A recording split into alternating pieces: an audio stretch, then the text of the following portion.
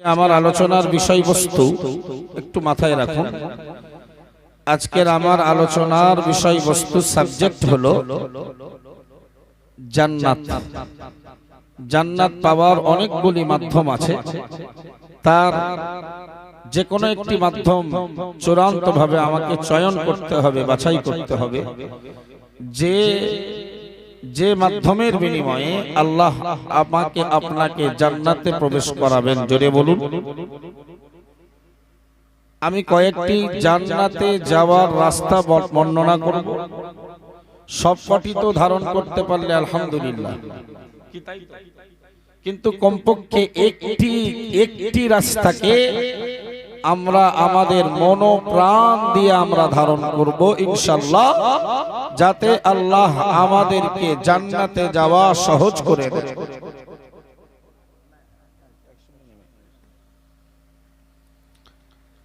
তো চলুন, কোরআন শরীফে মহান আল্লাহ বললেন, আল্লাহু ইয়াদউ ইলাল জান্নাতি ওয়াল মাগফিরাতি বিইذনি। সূরাতুল বাকারার একটি আয়াতে মহান আল্লাহ জানিয়েছেন, আল্লাহ বান্দাকে আহ্বান করছে ইলাল জান্নাতি, জান্নাতের দিকে। জোরে বলবেন না? আল্লাহ বান্দাকে ডাকছেন কোন দিকে? জান্নাতের দিকে। সুবহানাল্লাহ বলুন। আল্লাহ বান্দাকে জাহান্নামের দিকে কখনো ডাকেন না, আল্লাহ ডাকেন বান্দাকে জান্নাতের দিকে। বান্দা পথ ভুলে যায়, পথ ভ্রষ্ট হয়, পথ হারা হয়ে জাহান্নামী হয়, আল্লাহর কিছু যায় আসে না। আল্লাহ ডাকছেন বান্দাকে ইয়াদউ ইলাল জান্নাহ, জান্নাতের দিকে, ওয়াল মাগফিরাতি, এবং ক্ষমার দিকে। জোরে বলুন। ক্ষমা করিয়ে দেওয়ার জন্য আল্লাহ আমাদেরকে ডাকছেন, কিন্তু আমরা ক্ষমা চাই না। ইস্তিগফার, ক্ষমা জান্নাতে যাওয়ার অনেকগুলি কারণ সমূহের আরেকটি অন্যতম কারণ। জোরে বলুন। যত বেশি ইস্তিগফার করবেন আল্লাহ আপনার প্রতি সন্তুষ্ট হবেন, আপনি আল্লাহর নৈকট্য লাভ করবেন, নিকটবর্তী বান্দাতে পরিণত হবেন। আল্লাহ আমাদেরকে জীবনে বেশি বেশি করে ইস্তিগফার পড়ার তৌফিক দান করেন, বলুন আমিন। আল্লাহ পাকের নবী হাদিস শরীফে এসেছে, তিনি দৈনন্দিন তিনি শতাধিক 100 বারেরও বেশি ইস্তিগফারের আমল করতেন। জোরে বলুন। তাহলে নবী যদি 100 বারের ঊর্ধ্বে ইস্তিগফার পড়ে, আমরা উম্মত আমাদের কত বেশি পড়া উচিত? ঠিক না বল ভাই? ভাই কথা বুঝুন। জান্নাতে রয়েছে বান্দার জন্য দুধের নহর। সুবহানাল্লাহ বলুন। জান্নাতে রয়েছে আল্লাহর বান্দার জন্য মিষ্টি পানির ব্যবস্থা, এবং জান্নাতে রয়েছে শরাবের নহর, জান্নাতে রয়েছে দুধের নহর। সর্বোপরি তার নিচে দিয়ে অনেক নদী নালা সমুদ্র বয়ে গেছে। এক মনোরম পূর্ণ জান্নাত। জান্নাতীরা জান্নাতের পালঙ্কে হেলান দিয়ে একে অপরের সম্মুখীন হয়ে বসবে। একদল খাদেম জান্নাতীদের খিদমত করবেন, পূর্ণ পান পাত্র নিয়ে, সোনার উপর চাঁদির পেয়ালা নিয়ে, পানির পাত্র নিয়ে তারা মেহমানদারি করবেন। জোরে বলুন। এই জান্নাতে যেতে গেলে আমাদেরকে একটু কষ্ট, ধৈর্য, সবর, আমাদেরকে একটু কষ্ট, ত্যাগ স্বীকার করতে হবে। 50-60 বছরের জীবনে একটু ত্যাগ, একটু কষ্ট, একটু মেহনত, একটু পরিশ্রম, একটু প্রচেষ্টা চালালেই ইনশাআল্লাহ আল্লাহর দয়ার জান্নাত আমাদের জন্য সহজ হবে। জোরে বলুন সুবহানাল্লাহ। প্যারা হাজিরিন মজলিস, হযরত বেলাল রাদিয়াল্লাহু তাআলা আনহু, আমরা নাম শুনেছি না? জান্নাত তো গন্তব্যস্থল বেলালের, যিনি ইন্তজার করছিলেন জান্নাতের। মক্কার মরুভূমির উপরে, বালির উপরে বেলালকে শুইয়ে দেওয়া হয়েছিল। মুশরিকরা বুকে পাথর চাপিয়ে দিয়েছিল, বেলাল এই অবস্থাতেও ঈমানের উপরে স্থির ছিলেন এবং রাসূলুল্লাহ নির্দেশে মসজিদে আযান দেওয়ার দায়িত্ব তিনি পালন করতে বদ্ধপরিকর ছিলেন। জোরে বলুন, বিনিময়ে জান্নাত পেয়েছেন। আম্মার বিন ইয়াসির রাদিয়াল্লাহু তাআলা তার যে বাদশা ছিল, মুনিব ছিল উম্মে আম্মার, তার ঈমানের কালিমা পড়ার কারণে আম্মার বিন ইয়াসিরের উপরে তিনি নির্মম অত্যাচার করলেন। সর্বোপরি কামারশালায় আগুনের বিছানায় তাকে শুইয়ে দেওয়া হতো। আম্মার বিন ইয়াসিরের চেহারার উপরে আগুনের ছোট ছোট ছোট ছোট খণ্ড, আগুনের হালকা আগুনের স্ফুলিঙ্গ হযরত আম্মার ইবনে ইয়াসিরের দেহের উপরে, চেহারার উপরে ছড়িয়ে দেওয়া হতো। আম্মার এই অবস্থাতে জান্নাতের অপেক্ষা করতেন। জোরে বলুন। প্রিয় নবী মুহাম্মদুর রাসূলুল্লাহ সাল্লাল্লাহু আলাইহি ওয়াসাল্লামের প্রাণপ্রিয় সাহাবী আমিরুল মুমিনিন খলিফাতুল মুসলিমিন ওমর ফারুক রাদিয়াল্লাহু তাআলা আনহুর জামানা আম্মার বিন ইয়াসিরকে ডাকা হলো। আম্মার বিন ইয়াসিরকে বললেন, ও নবীর সাহাবী আম্মার বিন ইয়াসির, তোমার উপরে উম্মে আম্মার নামীয় মুনিব কঠিন নির্মম অত্যাচার জুলুম করেছে। না না না না, ওই অত্যাচারের সীমানা আপনি বর্ণনা করুন, অত্যাচারের কাহিনী, ঘটনা বর্ণনা করুন। উম্মে আম্মার রাদিয়াল্লাহু তাআলা, হযরত আম্মার বিন ইয়াসির রাদিয়াল্লাহু তাআলা আনহু, উনি জামাটা তুলে ওমর ইবনে আল খাত্তাবকে দেখালেন। ওনার দেহে আর কোনো গোশত ছিল না, চামড়াটা শুধু হাড়ের সঙ্গে মিশে ছিল। নাউজুবিল্লাহ বলেন। জান্নাতের অপেক্ষায় তারা অপেক্ষিত ছিল, জান্নাত পাওয়ার আশায়, জান্নাত পাওয়ার নেশায় তারা এই কষ্ট, এই ত্যাগ, তারা এইগুলোকে স্বীকার করেছিলেন। সুতরাং ইমানদার মুসলমান, ওই জান্নাতের হকদার হতে গেলে আমাদেরকেও লাগবে দুনিয়াতে একটু ধৈর্য ধারণ করতে, সবর করতে, কষ্ট করতে, মেহনত করতে, প্রচেষ্টা করতে পারবো ইনশাআল্লাহ। বলুন ইনশাআল্লাহ। ভাই, আমি কোরআনের আয়াত এবং হাদিসের সুললিত ও সুরভিত কিছু বাণী আপনার সমীপে, আপনার সামনে পেশ করছি। জান্নাতে যাবার মাধ্যম চয়ন করার জন্য যে কোনো একটি মাধ্যম আপনি চয়ন করুন, আল্লাহ ওইটার বিনিময়ে আপনাকে তার দয়ার জান্নাতে প্রবেশ করাবেন। জোরে বলুন, আরো জোরে বলুন সুবহানাল্লাহ। প্যারা হাজিরিনে মজলিস, হযরত নবী করিম সাল্লাল্লাহু আলাইহি ওয়াসাল্লামের সাহাবী, তিনি হাদিস শরীফে বর্ণনা করেছেন যে জান্নাতে যাবার অনেকগুলি কারণের ভেতরে একটি কারণ হলো আল্লাহকে, আল্লাহ তাআলার একত্ববাদকে স্বীকার করা। জোরে বলবেন না? আরেকটু জোরে বলুন। আল্লাহর একত্ববাদকে স্বীকার করা হাদিস শরীফে এসেছে। قال رسول الله صلى الله عليه وسلم من شهد أن لا إله إلا الله وحده لا شريك له وأن محمدا عبده ورسوله وأن عيسى عبده ورسوله وكلمة ألقاها إلى مريم وروح منه الجنة حق والنار حق أدخله الله الجنة ما كان من عمل أو كما قال عليه السلام।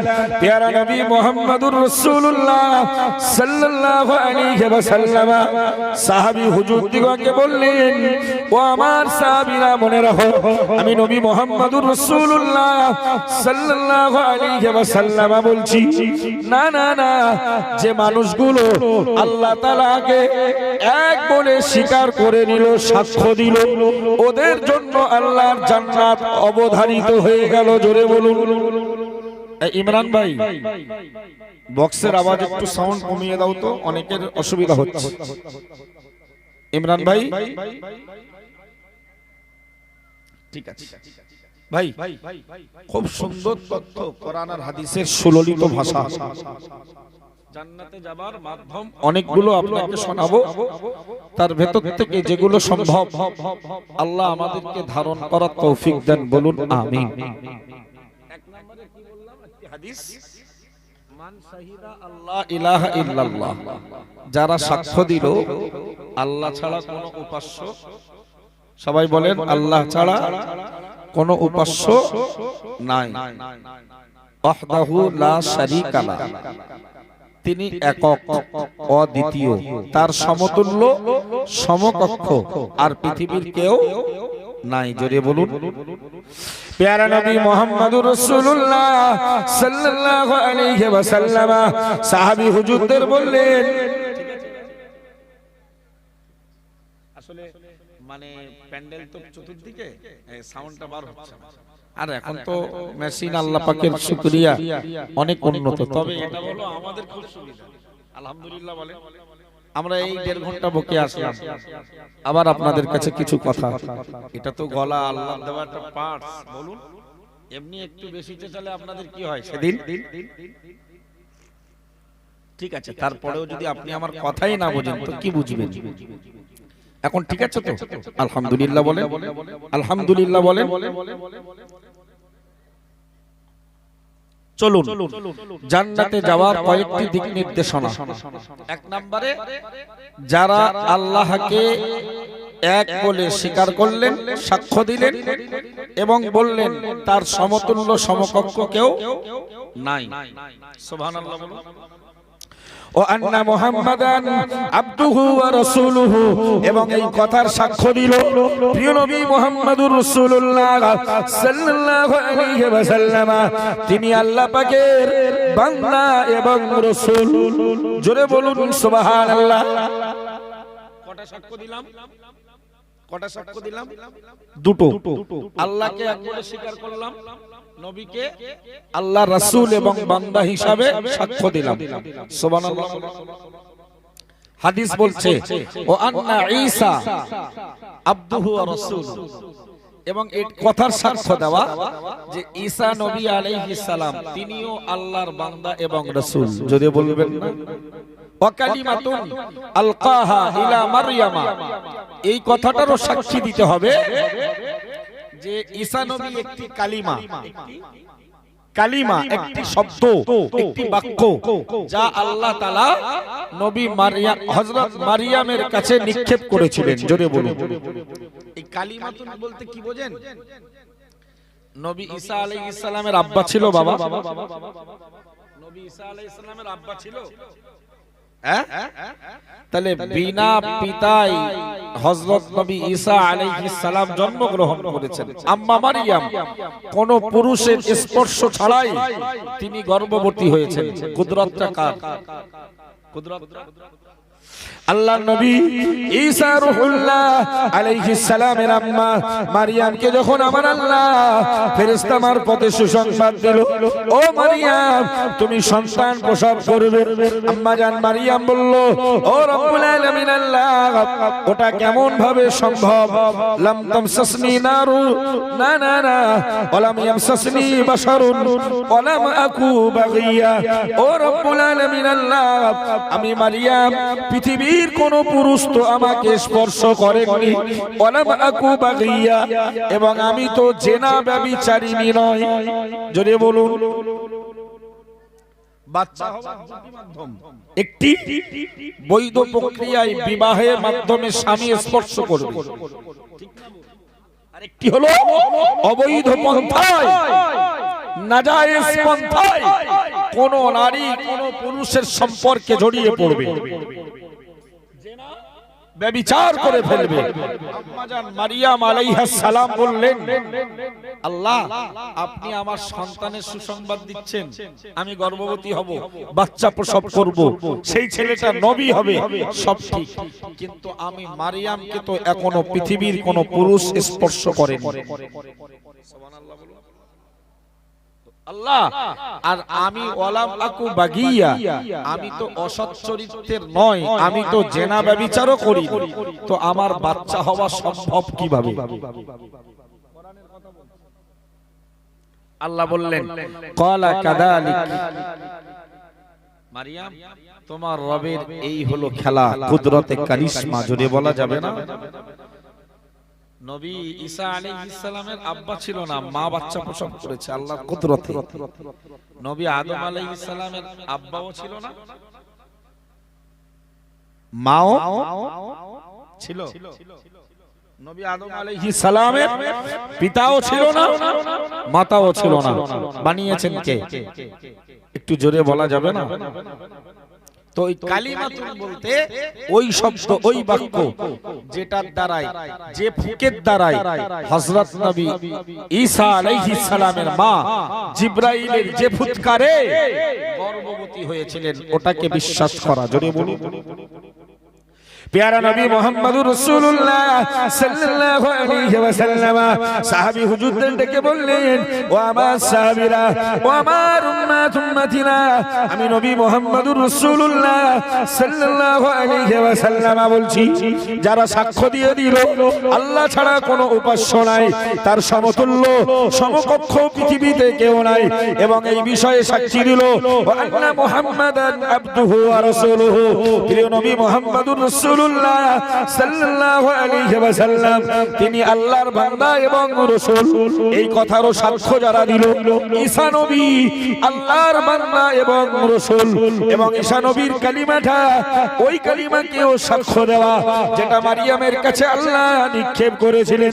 ও বান্দা মনে রাখো, আমার নবী বললেন আল জান্নাতু হাক্কুন, জান্নাতটা সত্য, এই বিষয়ে যারা সাক্ষ্য দিল, অন্নারু হাক্কুন, জাহান্নাম সত্য, এই বিষয়ে যারা সাক্ষী দিল, আমি নবী মুহাম্মদুর রাসূলুল্লাহ সাল্লাল্লাহু আলাইহি ওয়াসাল্লাম বলছি, আদখালাহুল্লাহুল জান্নাহ, ওই মানুষটাকে আল্লাহ তাআলা তার দয়ার জান্নাতে প্রবেশ করিয়ে দেবেন।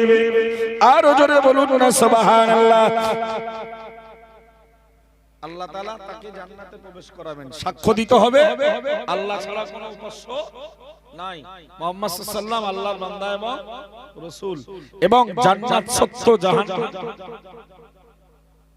জান্নাত যদি সত্য হয় তাহলে কর্ম হওয়া উচিত কেমন? একটু কথা বলে। জান্নাত সত্য, জাহান্নাম সত্য, এই কথার উপর সাক্ষ্য দেওয়ার মানেই আল্লাহ নবী বোঝাতে চাচ্ছেন তোমাদের দুনিয়ার কর্মজীবনটা হবে আল্লাহ আর তার রাসূলের অনুসরণে, অনুকরণে। জোরে বলুন। জাহান্নাম সত্য হলে তোমাদের কর্ম হবে আল্লাহর নির্দেশকে মান্যতা দেওয়া, নিষেধকে জীবন থেকে পরিহার করা। তবেই তো তোমার কথার প্রমাণ্যতা পাবে, তোমার কথার সত্যতা প্রকাশ হবে। জান্নাত বলে তুমি সত্য বলে সাক্ষ্য দেবে, জাহান্নামকে সত্য বলে সাক্ষ্য দেবে, অথচ তোমার কথাবার্তা, তোমার কর্ম, তোমার আচার আচরণে বহিঃপ্রকাশ হবে যে তুমি জাহান্নামের কাজ করছো। এই সাক্ষ্য দেওয়া ঠিক সমীচীন হবে না, ওই কথার সঙ্গে আমাদের কাজের মিল পাওয়া যাবে না। ভাই আমি অনুরোধ করছি, আমরা এই কথার উপরে, এই সিদ্ধান্তের উপরে অনড় হই যে জান্নাত সত্য, আমাদের আমল অনুযায়ী আল্লাহ ওজন করে জান্নাত দেবেন, আবার আমল অনুযায়ী আল্লাহ ওজন করে যদি আমল কম হয় জাহান্নাম। কথা ঠিক না? কোরআন শরীফের 30 পারা সূরার নাম সূরাতুল কারিয়া। মহান আল্লাহ জানিয়েছেন, ফাআম্মা মান সাকুলাত মাওয়াজিনুহু, ও বান্দা মনে রাখো, মিজানের দাড়ি পাল্লায় যাদের সওয়াবের পাল্লাটা ভারী হয়ে যাবে, আমলের পাল্লাটা যাদের ভারী হয়ে যাবে, গুনাহ এবং বদ চরিত্রের পাল্লা অপেক্ষা, ও বান্দা মনে রাখো, মহান আল্লাহ জানিয়েছেন, ফাহুয়া ফি ঈশাতির রাদিয়া, ওই মানুষগুলো আল্লাহ তাআলার সন্তোষজনক বাগান জান্নাতের বাসিন্দা হয়ে যাবে। আমলের পাল্লা যদি ভারী হয় তো বান্দার স্থান হবে কোথায়? জান্নাত। পরেই মহান আল্লাহ জানিয়েছেন, আম্মা মান খাফফাত মাওয়াজিনুহু, যদি বান্দার আমলের পাল্লা হয়ে যায় হালকা, সওয়াবের পাল্লা যদি হয় গুনার পাল্লা থেকে হালকা, ফা উম্মুহু হাবিয়া, আল্লাহ বললেন তার ঠিকানা হবে হাবিয়া নামক জাহান্নাম। প্রিয় নবী মুহাম্মদুর রাসূলুল্লাহ সাল্লাল্লাহু আলাইহি ওয়াসাল্লামকে আমার রব্বে কারীম ডেকে বললেন ওমা আদরাকা মা হিয়া। ও নবী মুহাম্মদুর রাসূলুল্লাহ সাল্লাল্লাহু আলাইহি ওয়াসাল্লাম, হাবিয়া নামক জাহান্নাম সেটা কেমন আপনার কি জানা রয়েছে? নবী গোপনে বললেন না, আমার আল্লাহ জবাব দিয়ে বললেন হাবিব শুনে নাও, হাবিয়া নামক জাহান্নাম হলো নারুন হামিয়া, সেটা কেবল প্রজ্বলিত অগ্নিকাণ্ড, অগ্নিশিখা। যাদের গুনাহ সবের থেকে হালকা হবে ওদের ঠিকানা ফাউম্মুহু হাবিয়া, হাবিয়া নামক জাহান্নাম। হাবিবকে আল্লাহ বললেন হাবিব ওমা আদরাকা মা হিয়া, সেটা কি তুমি জানো? রাসূল যেন গোপনে বললেন আল্লাহ আমি জানি না, আপনি ভালো জানেন। আল্লাহ জবাবে বললেন নারুন হামিয়া, ওটা প্রজ্বলিত অগ্নিশিখা। আগুন সহ্য করার ক্ষমতা আমাদের হবে না ভাই। বোঝাতে চাচ্ছি জান্নাতে যাবার কয়েকটি মাধ্যম থাকবে। কেউ জান্নাতে যাবে নামাজের বিনিময়ে, যদি বলা যাবে না কেউ জান্নাতে যাবে নামাজের বিনিময়ে, কেউ জান্নাতে যাবেন দানের বিনিময়ে, কেউ জান্নাতে যাবেন হজের বিনিময়ে, কেউ জান্নাতে যাবেন জিকিরের বিনিময়ে, কেউ জান্নাতে যাবে সৎ চরিত্র গঠন করার বিনিময়ে। জোরে বলুন। আবার একদল বান্দাকে আল্লাহ জাহান্নাম থেকে জান্নাতে দেবেন কেবল মাত্র একটি ছোট্ট আমলের বিনিময়ে। লোকটা রাস্তা থেকে কষ্টদায়ক বস্তু, মানুষের কষ্ট দিতে পারে এই রকম বস্তুকে দূর করেছিল তার বিনিময়ে। জোরে বলা যাবে না? প্যারা নবী মুহাম্মদুর রাসূলুল্লাহ সাল্লাল্লাহু আলাইহি ওয়াসাল্লাম সাহাবী হুজুরদের ডেকে বললেন ও আমার সাহাবীরা, ঈমানের ৭০টি শাখা রয়েছে, যার প্রথম দরজা হলো আল্লাহ ইলাহা ইল্লাল্লাহ মুহাম্মাদুর রাসূলুল্লাহ, আল্লাহ ছাড়া কোনো উপাস্য নাই, মুহাম্মদ সাল্লাল্লাহু আলাইহি ওয়াসাল্লাম আল্লাহ তাআলার রাসূল। প্রিয় নবী মুহাম্মদুর রাসূলুল্লাহ সাল্লাল্লাহু আলাইহি ওয়াসাল্লাম বললেন ঈমানের একটি নিম্নমানের শাখা রয়েছে, ইমাতাতুল আযা আনিত তরিকি, আও কামা ক্বালা আলাইহিস সালাম।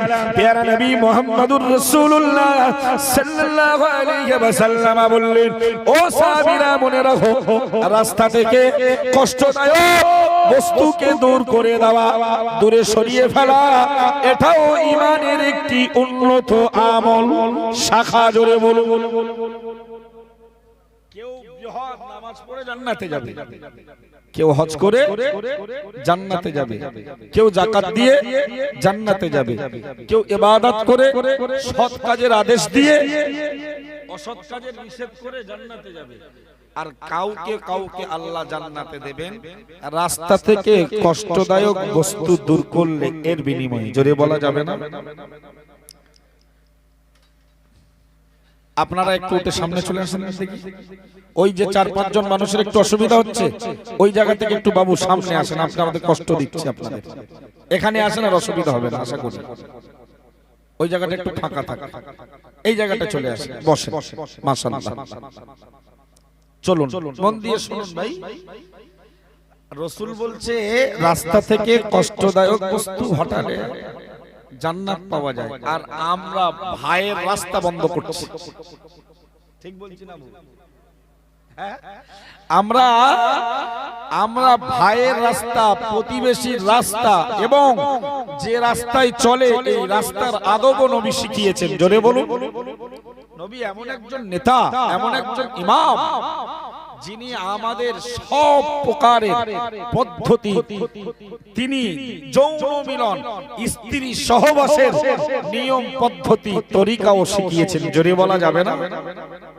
প্যারা নবী মুহাম্মদুর রাসূলুল্লাহ সাল্লাল্লাহু আলাইহি ওয়াসাল্লাম বললেন, হে পৃথিবীর পিতার দল, হে পৃথিবীর মাতার দল, যদি নেক সন্তান ধারণ করতে চাও, সৎ পিতা, সৎ সন্তানের পিতা তুমি হবার স্বপ্ন তোমার থাকে, আমি নবী মুহাম্মদুর রাসূলুল্লাহ সাল্লাল্লাহু আলাইহি ওয়াসাল্লাম বলছি, স্ত্রী সহবাসের পূর্বে স্বামী আর স্ত্রী উভয় ওই দোয়াটা পড়ে নাও, আল্লাহুম্মা জান্নিবনা শাইতানা ওয়া জান্নিবিশ শাইতানা মিম্মা রাযাকতানা, আও কামা ক্বালা আলাইহিস সালাম।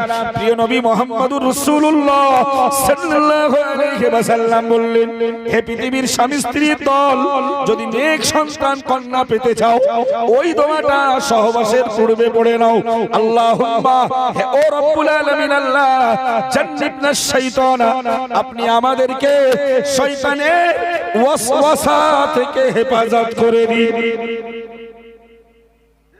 সুবহানাল্লাহ, একটু জোরে হয় না? নবী আবার বললেন, সাহাবীরা ওই দোয়াটা বলো, সঙ্গে আরেকটা কথা অ্যাড করো, জোর করো, ওয়াজান্নিবিশ শাইতানা মিম্মা রাযাকতানা, আল্লাহ খাদ্য খোরাক হিসেবে আপনি আমাদের যা দেবেন ওটা থেকে, শয়তানের ওয়াসওয়াসা থেকে ওটাকেও হেফাজত করুন। জোরে বলুন। তার মানে আমার যে সন্তান কন্যা দেবেন, আমাদের দুজনের মিলনে ঔরসে আল্লাহ ওরা যেন শয়তানের স্পর্শকাতর না পায়। জোরে বলুন। পৃথিবীর পিতামাতার খবর নেই, নবী টয়লেট শিখিয়েছেন, নবী পেশাব পায়খানা শিখিয়েছেন, কিভাবে ঘুমাবেন শিখিয়েছেন, নবী স্ত্রী সহবাস শিখিয়েছেন। জোরে বলেন। এবং নবী রাস্তা চলার তরিকা পদ্ধতি শিখিয়েছেন। রাস্তায় নোংরা থাকলে সরিয়ে দিতে হবে, রাস্তাটাকে নিজের মালপত্র সামান দিয়ে জ্যাম করে দেওয়া যাবে না। রাস্তায় যদি আপনি থাকেন, কোন মানুষ বিপদে পড়ে তার বোঝা বহন করতে হবে। সুবহানাল্লাহ বলুন। সব সময় রাস্তার একটা পাশ ধরে সাইড দিয়ে, কোন প্রকারের রাস্তার মাঝখানে কোন দুর্যোগ তৈরি না করে, কোন রকমের ফিতনা তৈরি না করে এক সাইড দিয়ে হেঁটে যেতে হবে। কোন বোঝা বহনকারী যদি বোঝা তুলতে অক্ষম হয়, তার বোঝা মাথায় তুলে দিতে হবে। জোরে বলে। কি নবী আল্লাহ আমাদেরকে দিয়েছেন। সেই নবী বলছে, জান্নাতে যাবে মানুষ অনেক কিছুর মাধ্যমে, তার ভেতরে আল্লাহকে এক বলে সাক্ষ্য দেওয়া, নবীকে নবী আল্লাহর বান্দা এবং রাসূল বলে মেনে নেওয়া, জান্নাতকে সত্য বলে সাক্ষ্য দেওয়া, জাহান্নামকে সত্য বলে সাক্ষ্য দেওয়া, ঈসা রূহুল্লাহকে আল্লাহর নবী এবং রাসূল বলে, আল্লাহর বান্দা বলে সাক্ষ্য দেওয়া। এগুলোর বিনিময়ে আল্লাহ তোমাদেরকে জান্নাতে দেবেন। মা কানা মিনাল আমাল, এছাড়া তোমাদের আর কি আমল আছে তা দেখার প্রয়োজন নাই। জোরে বলা যাবে না? জান্নাতে যাওয়ার একটি কারণ বললাম, চলুন আরো একটি কারণ বলি। আমরা অনেকে আল্লাহর ইবাদত করতে অস্বীকার করি, যদিও আল্লাহকে অস্বীকার আমরা ইমানদার মুসলমানরা আল্লাহর অস্বীকার করি না। আমরা আল্লাহকে আমরা মানি, স্বীকার করি, নবীকে মানি, স্বীকার করি, কিন্তু আমরা আল্লাহর ইবাদত বান্দেগী থেকে যথেষ্ট দূরত্ব অবলম্বন করি। قال رسول الله صلى الله عليه وسلم كل أمتي يدخلون الجنة إلا من أبى أو كما قال عليه السلام। প্যারা নবী মুহাম্মদুর রাসূলুল্লাহ সাল্লাল্লাহু আলাইহি ওয়াসাল্লাম সাহাবী হুজুরদের ডেকে বললেন, ও বাবা সাহাবীরা, আমি নবী মুহাম্মদুর রাসূলুল্লাহ সাল্লাল্লাহু আলাইহি ওয়াসাল্লাম বলছি, কুল্লু উম্মতি, আমার প্রত্যেকটা উম্মত, ইয়াদখুলুনাল জান্নাতা, আল্লাহ দয়ার জান্নাতে প্রবেশ করে যাবে। একটু জোরে বলুন না সুবহানাল্লাহ। ইল্লা মান আবা, কেবল আবা ছাড়া, আবা ছাড়া। আবা কি ক্লিয়ার হবে? ফাকালু ইয়া রাসূলুল্লাহ ওমান আবা, সাহাবীরা বললেন, হুজুর আবা কারা? সুবহানাল্লাহ বলুন। আবা কারা? কারা আবা? আপনার উম্মতের সবাই জান্নাতে যাবে, আবা ছাড়া। আবা কারা? قال رسول الله صلى الله عليه وسلم من أطاعني دخل الجنة أو كما قال عليه السلام প্যারা নবী মুহাম্মদুর রাসূলুল্লাহ সাল্লাল্লাহু আলাইহি ওয়াসাল্লাম সাহাবীদেরকে লক্ষ্য করে বললেন, ও আমার সাহাবীরা, আমি নবী মুহাম্মদুর রাসূলুল্লাহ সাল্লাল্লাহু আলাইহি ওয়াসাল্লাম বলছি, যারা আমার অনুসরণ করবে, যারা আমার ইত্তেবা করবে, যারা আমার অনুগামী হয়ে যাবে, যারা কর্মজীবনে কথাবার্তা বলায়, কর্মজীবনে, ব্যবসায়ী জীবনে, না না না, সাংসারিক জীবনে, সামাজিকতার জীবনে, রাষ্ট্র পরিচালনার জীবনে একজন প্রকৃত পিতা হওয়ার লক্ষ্যে, একজন প্রকৃত বিজনেসম্যান হওয়ার লক্ষ্যে, ও বান্দা মনে রাখো, ও আমার সাহাবীরা মনে রাখো, আমি নবী মুহাম্মদুর রাসূলুল্লাহ সাল্লাল্লাহু আলাইহি ওয়াসাল্লাম, কেউ একজন প্রকৃত শিক্ষক হতে চাইলে, কেউ একজন প্রকৃত পিতা হতে চাইলে, কেউ প্রকৃত সন্তান হতে চাইলে, কেউ প্রকৃত স্বামী হতে চাইলে, সর্বস্তরে যারা আমি রাসূলুল্লাহকে অনুসরণ করবে, আমি নবী মুহাম্মদুর রাসূলুল্লাহ সাল্লাল্লাহু আলাইহি ওয়াসাল্লাম বলছি, দাখালাল জান্নাতা, ওই লোকটা আল্লাহর দয়ার জান্নাতে প্রবেশ করে যাবে। একটু জোরে বলুন সুবহানাল্লাহ, আর চিৎকার করে বলুন সুবহানাল্লাহ, নারে তাকবীর।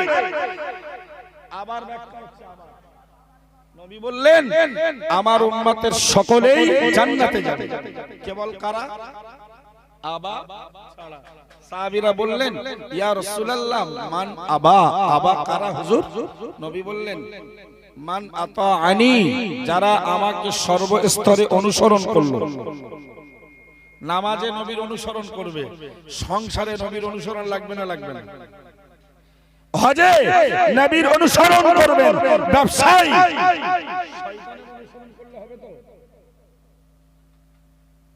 যাকাত দেওয়ার সময় নবীর অনুসরণ করবেন, কিন্তু টাকা পয়সা রোজগার করার পরে ব্যয় করবেন কার অনুসরণ? নবীর অনুসরণের বাইরে হওয়া উচিত নয়। যারা সর্বস্তরে রাসূলকে অনুসরণ করে, ইতাআত করে, নবী বললেন তারা যাবে জান্নাতে। প্যারা নবী মুহাম্মদুর রাসূলুল্লাহ সাল্লাল্লাহু আলাইহি ওয়াসাল্লাম আবার সাহাবীদের লক্ষ্য করে বললেন, ওমান আসানি ফাকাদ আবা, আও কামা ক্বালা আলাইহিস সালাম। প্যারা নবী মুহাম্মদুর রাসূলুল্লাহ সাল্লাল্লাহু আলাইহি ওয়াসাল্লাম সাহাবীদেরকে বললেন, ও আমার সাহাবীরা, যারা আমাকে অস্বীকার করলো, যারা আমার নাফরমানি করলো, আমি নবী মুহাম্মদুর রাসূলুল্লাহ সাল্লাল্লাহু আলাইহি ওয়াসাল্লাম বলছি, ফাকাদ আবা, তারাই হলো আবা, ওরা জান্নাতে যেতে পারবে না। জোরে বলুন নাউজুবিল্লাহ। এখন দেখুন পৃথিবীতে আপনার অবস্থান রাসূলের ইতাআতের পক্ষে না নাফরমানির পক্ষে? জান্নাতে যাওয়ার আরেকটি মাধ্যম, আরেকটি রাস্তা আপনার জন্য রাসূলের জবান দিয়ে ক্লিয়ার করা হলো। জোরে বলা যাবে না? এখন নিজের অবস্থান পর্যবেক্ষণ করুন, গবেষণা করুন, আর আপনি যাচাই বাছাই করুন যে আপনার কথাবার্তা, চলা ফেরা, খাওয়া দাওয়া, ওঠা বসা, ব্যবসা বাণিজ্য, সংসার, সামাজিকতা, আপনার আত্মীয়তা, মেল বন্ধন, জাতির সঙ্গে লেনদেন, এগুলো রাসূলের অনুসরণে না রাসূলের অসন্তুষ্টে স্যাটিসফাই হয়ে যাবে। আপনার ঠিকানা কোথায়?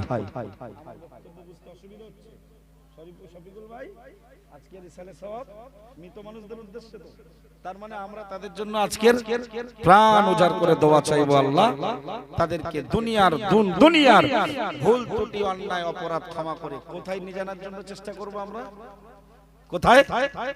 জান্নাত। তো আমি ওই মানুষদের জন্য তো দোয়া শুরু হয়ে গেছে অলরেডি, সুবহানাল্লাহ পড়ছি, ও পার্সেন্টেজ চলমান সওয়াব তাদের রুহে আল্লাহ পৌঁছে দিচ্ছেন। জোরে বলা যাবে না?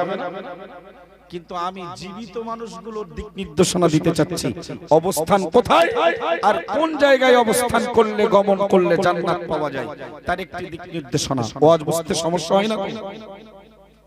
অল ইন্ডিয়া সুন্নাতুল জামাতের মাগরিবে বাঙ্গাল আঞ্জুমানে ওয়াইজিন মুফতি সাহেব হুজুর কিবলা দামাত বারাকাতুহুর ভক্তদের ওয়াজ শুনতে অসুবিধা আল্লাহ করায় না, জোরে বলুন।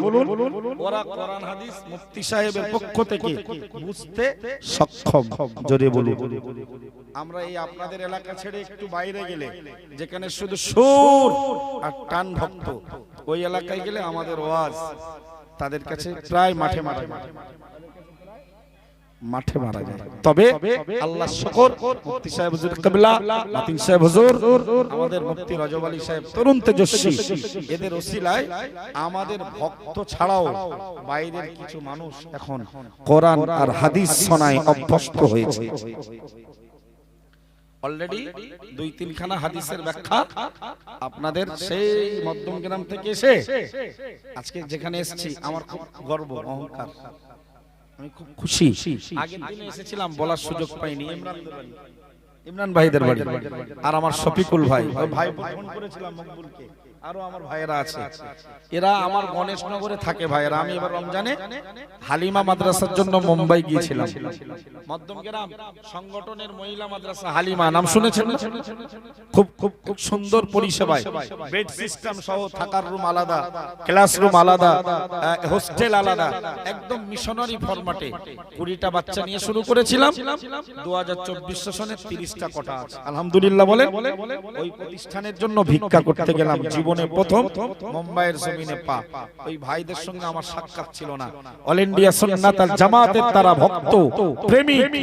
মুফতি সাহেবের ড্রাইভার একা গিয়েছিল, আমি পাঠিয়েছিলাম। ভাইয়েরা বলে পাঠিয়েছিল, শফিকুল ভাই, মকবুল ভাই, আমাদের ইমরান ভাই, যে আমাদের রাকিব ভাই এসেছে শুনলাম, একটু পাঠাবেন। অথচ আমার সঙ্গে কোনো এই আমার ভাইয়েরা অল ইন্ডিয়া ইউটিউবার ইউনিটি, এদের মাধ্যমে ভাইয়েরা ওখানে বসে বসে দেখে রাকিব ভাইকে। একটু সুবহানাল্লাহ বলা যাবে না? এই রাকিব ভাই আবার পরে বলবে সংগঠনের নামে অনেক বেগুন গাইবে, দোষারোপ করবে। যখন রাকিব সাহেব পশ্চিম বাংলায় চিহ্নিত হয়ে যাবে, তখন আর হুজুরের বড় হুজুর মানতে ইচ্ছা। আরে রাকিব সাহেবের মতো এই রাম স্টেজে কত হুজুর সাহেবের গুণ গেয়ে বাজার গরম করেছে, কিন্তু হুজুর আজকের টলমল অবস্থায় অধঃপতন হয়েছে। দুনিয়ার লোভ লালসা মানুষকে স্থির থাকতে দেয় না, মানুষকে অস্থির করে ফেলে। ভাই তো সেই মহব্বতের মানুষরা দাওয়াত করেছে, খুব খুশি। আজকে বলেওছি যে নেমে খাওয়া দাওয়া করব, নামাজ পড়ব, গল্প করব। আলহামদুলিল্লাহ বলেন। কি মায়া মহব্বত! ওই ভাইয়ের কারখানা থেকে ছেলেরা যারা ছিল, আল্লাহ, যারা আজও মুম্বাইয়ে আমার ভাইয়েরা সন্তানেরা আছে, আল্লাহ, তারা দেশ ছেড়ে বিদেশে রয়েছে, প্রবাসে রয়েছে, তাদের জান মালের সংরক্ষণের দায়িত্ব আল্লাহ আপনি তাদেরকে নিরাপদ দান করুক, আমিন। হালাল রুজিতে আমার মুম্বাইয়ের প্রবাসী ভাইদের আল্লাহ তাদের বরকত নসিব করে দেন, বলুন আমিন। কি মহব্বত! আমারে কেউ চিনতো না, কিন্তু আমাদের আব্দুল মান্নান ভাই, সেই মাহিম, কাটিয়াহাট বাড়ি, আল্লাহ তার ওয়াকাফ সম্পত্তিও দিয়েছে। ফ্ল্যাট নিয়েছে 1.5 কোটি টাকা, 2.5 কোটি টাকা দিয়ে ফ্ল্যাটে। বলল হুজুর আগামী বছর আসবেন, অল ইন্ডিয়া সুন্নাতুল জামাতের মহব্বতে ফ্ল্যাটে থাকা হবে, জোরে বলা যাবে না? কি মহব্বত তারা করে, ওখানে বসে বসে আমাদের এই ইউটিউব ফলো করে। আলহামদুলিল্লাহ বলেন। মকবুল বলে হুজুর যাওয়া তো হয়নি, চাচা গেছে, তো আমি ইউটিউবে দেখবো, জোরে বলা যাবে না? এই আপনাদের এলাকার প্রচুর ছেলে, আমতা খাটরা, হ্যাঁ, এই এলাকার প্রচুর ছেলে ওই বাইরে আছে। আল্লাহ সকলের সুস্থতা কামনা করছি, বলুন আমিন। সকলের হালাল রুজিতে আল্লাহ বরকত দেন, বলুন আল্লাহুম্মা আমিন। তো আমি আপনাদের খেদমতে এসেছি, সময় বিনষ্ট করব না শোনা, এটা তো আমাদের স্বভাব নয়। আমরা না ওয়াজ করতে করতে সময় হারিয়ে ফেলি। বিশ্বাস করুন, অনেকে ওয়াজের সাবজেক্ট খুঁজে পায় না। আল্লাহ শুকর, অল ইন্ডিয়া সুন্নাতুল জামাতের আলেমরা, মুফতি সাহেব হুজুর কিবলা দওয়ার বাবরকতে আমরা ওয়াজ করতে করতে আমরা হাউতাস করি, সময়টা শেষ হয়ে গেল, এখনো তো কিছু কথা বলা বাকি রয়ে গেল, জোরে বলা যাবে না? চলুন। قال رسول الله صلى الله عليه وسلم إن لله 99 اسما 100 إلا واحدا أو كما قال عليه السلام প্যারা নবী মুহাম্মদুর রাসূলুল্লাহ সাল্লাল্লাহু আলাইহি ওয়াসাল্লাম সাহাবী হুজুরদের ডেকে বললেন ও আমার সাহাবীরা জান্নাতে যাওয়ার অনেকগুলি মাধ্যম রয়েছে তার একটি মাধ্যম হলো আল্লাহকে আল্লাহ বলে সাক্ষ্য দেওয়া না না না হযরত মুহাম্মদ সাল্লাল্লাহু আলাইহি ওয়াসাল্লামকে নবী এবং আল্লাহর রাসূল এবং বান্দা বলে সাক্ষ্য দেওয়া জান্নাতকে সত্য বলে সাক্ষ্য দেওয়া জাহান্নামকে সত্য বলে মেনে নেওয়া ও বান্দা বিনিময়ে আল্লাহ জান্নাত দেবে প্রিয় নবী মুহাম্মদুর রাসূলুল্লাহ সাল্লাল্লাহু আলাইহি ওয়াসাল্লাম বললেন ও আমার সাহাবীরা মনে রাখো আমি নবী মুহাম্মদুর রাসূলুল্লাহ সাল্লাল্লাহু আলাইহি ওয়াসাল্লাম আমার উম্মতের যারা আমাকে নাফরমানি করে তারা ছাড়া সকল উম্মত দয়ার জান্নাতে চলে যাবে একটু জোরে বলুন সুবহানাল্লাহ 3 নম্বরে নবী বললেন ইন্না লিল্লাহি 99 ইসমান 100 ইল্লা ওয়াহিদান নবী বললেন আল্লাহর জন্য রয়েছে 99টি তথা একটি ব্যতীত 100টি নাম আল্লাহর নাম কয়টা 99টা তথা একটি ব্যতীত 100টি প্যারা নবী মুহাম্মদুর রাসূলুল্লাহ সাল্লাল্লাহু আলাইহি ওয়াসাল্লাম জান্নাতে যাওয়ার রাস্তা বর্ণনা করতে গিয়ে বললেন ও সাহাবীরা মনে রাখো মান আহসাহা ফাদখালাল জান্নাতা আও কামা ক্বালা আলাইহিস সালাম নবী আমার বললেন আমার আল্লাহ ওই 99টা নাম যারা মুখস্থ করে ফেলবে আমি নবী মুহাম্মদুর রাসূলুল্লাহ সাল্লাল্লাহু আলাইহি ওয়াসাল্লাম বলছি ওই ছেলেগুলো ওই মেয়েগুলো ওই পুরুষগুলো ওই নারীগুলো আল্লাহর দয়ার জান্নাতে প্রবেশ করে যাবে একটু জোরে বলা যাবে না সুবহানাল্লাহ আর চিৎকার করে বলুন সুবহানাল্লাহ নারে তাকবীর আল্লাহর 99টা নাম ধরে নেন দিনে একটা করে মুখস্থ করুন দিনে আজকের রহমানটা মুখস্থ করব কালকে রহিম পড়ব পরের দিন মালিক পড়ব তারপরের দিন খালেক পড়ব তারপরের দিন রাজ্জাক পড়ব তারপরের দিন সত্তার পড়ব তারপরের দিন জব্বার পড়ব তারপরের দিন গফফার পড়ব তারপরের দিন মুতাকাব্বির পড়ব তারপরের দিন আলী পড়ব তারপরের দিন আজিম পড়ব জোরে বলুন 99 দিনে 99টা নাম মুখস্থ হয়ে যাবে না জান্নাতে যেতে ইচ্ছুক বলুন ইনশাআল্লাহ সবাই উচ্চ আওয়াজে বলুন ইনশাআল্লাহ ভয় পাচ্ছেন কেন জান্নাত তো আল্লাহ দেবে এই ওয়াজ শুনে একটু তৈরি হতে হবে কমপক্ষে আজকে যতগুলো দিক নির্দেশনা দেব তার একটিকে আমাদের জীবনে আমল করতে লাগবে জোরে বলুন কমপক্ষে আজকাল থেকে শুরু করবেন ইমাম সাহেবকে বলবেন কোরআন শরীফটা খুলবেন একদম প্রথম পেজে কি সুন্দর করে আল্লাহর 99টা নাম সাজানো আছে জোরে বলুন আবার কোরআনের শেষ পৃষ্ঠায় যাবেন গিয়ে দেখবেন রাসূলুল্লাহর গুণবাচক কিছু নাম সেখানে সাজানো আছে যদি বলুন নবী বললেন আমার রবের আল্লাহর 99টা নাম আছে যারা ওই নামগুলোকে মহব্বত করে মুখস্থ করবে আল্লাহ তার জন্য জাহান্নাম হারাম করে দেবে ওর ভিতরে একটা নাম আছে গফফার মানে ক্ষমাশীল যদি বলা যাবে না আল্লাহ ক্ষমা করে না কে করে ক্ষমা কে করে আদম নবী আলাইহিস সালাম আম্মা জান হাওয়া আলাইহিস সালাম ও বান্দা মনে রাখো শয়তানের ধোঁকা আর চক্রান্তে পড়ে গেল আমার আল্লাহ বললেন সাইয়্যিদুনা নবী আদম আলাইহিস সালাম জান্নাতে বসবাস করো না না না না ইয়া আদম উসকুন আনতা ওয়া যাওজুকাল জান্নাতা ও নবী আদম আলাইহিস সালাম তুমি আর তোমার স্ত্রী হাওয়া আমার দয়ার জান্নাতে বসবাস করো অকুলা মিনহা রাগাদান হাইতু শিতুমা জান্নাতের সুস্বাদু খাদ্য খাবার তোমরা খেতে থাকো তবে আদম আমি তোমার আল্লাহ আমি তোমার রব বলছি ওয়ালা তাকরাবা হাদিহিস শাজারা এই গাছটার কাছে যেন যাবে না তো আল্লাহ তাআলা নির্দেশ দিয়ে নিষেধ দিয়ে হুকুম জারি করে তিনি নীরব হলেন। জান্নাতের ভেতরে আম্মা জান হাওয়া আর আদম আলাইহিস সালাম সানন্দের জীবন অতিবাহিত করছেন। কোনো কষ্ট নেই, কোনো খাটাফাটার ব্যাপার নেই, নামাজ নেই, রোজা নেই, হজ নেই, যাকাত নেই, দ্বীন নেই, শরীয়ত নেই। জান্নাতে গেলে সবার লাগবে না, লাগবে জান্নাতে সবার করতে হবে না, শুধু বিন্দাস জীবনযাত্রা করবে। আয়ে সালাম ফুর্তি আহমদ আর আনন্দ ফুর্তিতে বান্দা বান্দি মত্ত থাকবে। জোরে বলুন। তো আদম নবী আর আম্মা হাওয়া দুজনে বসবাস করছে। হঠাৎ নবী আদম আলাইহিস সালামের মনে চিন্তা এলো, যদি আল্লাহ একটু জান্নাতে নামাজ কালামের ব্যবস্থা করতেন। উনি শুনেছেন ফেরেশতারা বাইতুল মামুরে ইবাদত করে। কোথায়? সাত আসমান পরপর সাজানো, তারপরে জগৎটার নাম সিদরাতুল মুনতাহা, ওর পরে উপরের জায়গাটার নাম বাইতুল মামুর, ফেরেশতাদের তাওয়াফ করার স্থান, ফেরেশতাদের ইবাদত করার স্থান। জোরে বলুন। অনবরত প্রত্যেকটা সেকেন্ডে বাইতুল মামুরকে তাওয়াফ করছে ৭০,০০০ ফেরেশতা। প্রত্যেকটা সেকেন্ডে ৭০,০০০ ফেরেশতা তাওয়াফ করছে। যারা একবার সুযোগ পেয়েছে তাওয়াফ করার, কিয়ামত পর্যন্ত আর দ্বিতীয়বার সুযোগ মিলবে না। তাহলে ফেরেশতার সংখ্যা হিসাব কষে ক্যালকুলেটরে আনা সম্ভব হবে? সেকেন্ডে ৭০,০০০, যে একবার সুযোগ পেয়েছে দোসরাবার নো চান্স, দ্বিতীয়বারে সুযোগ সুবিধা পাওয়া যাবে না। ওটা ফেরেশতাদের জগৎ।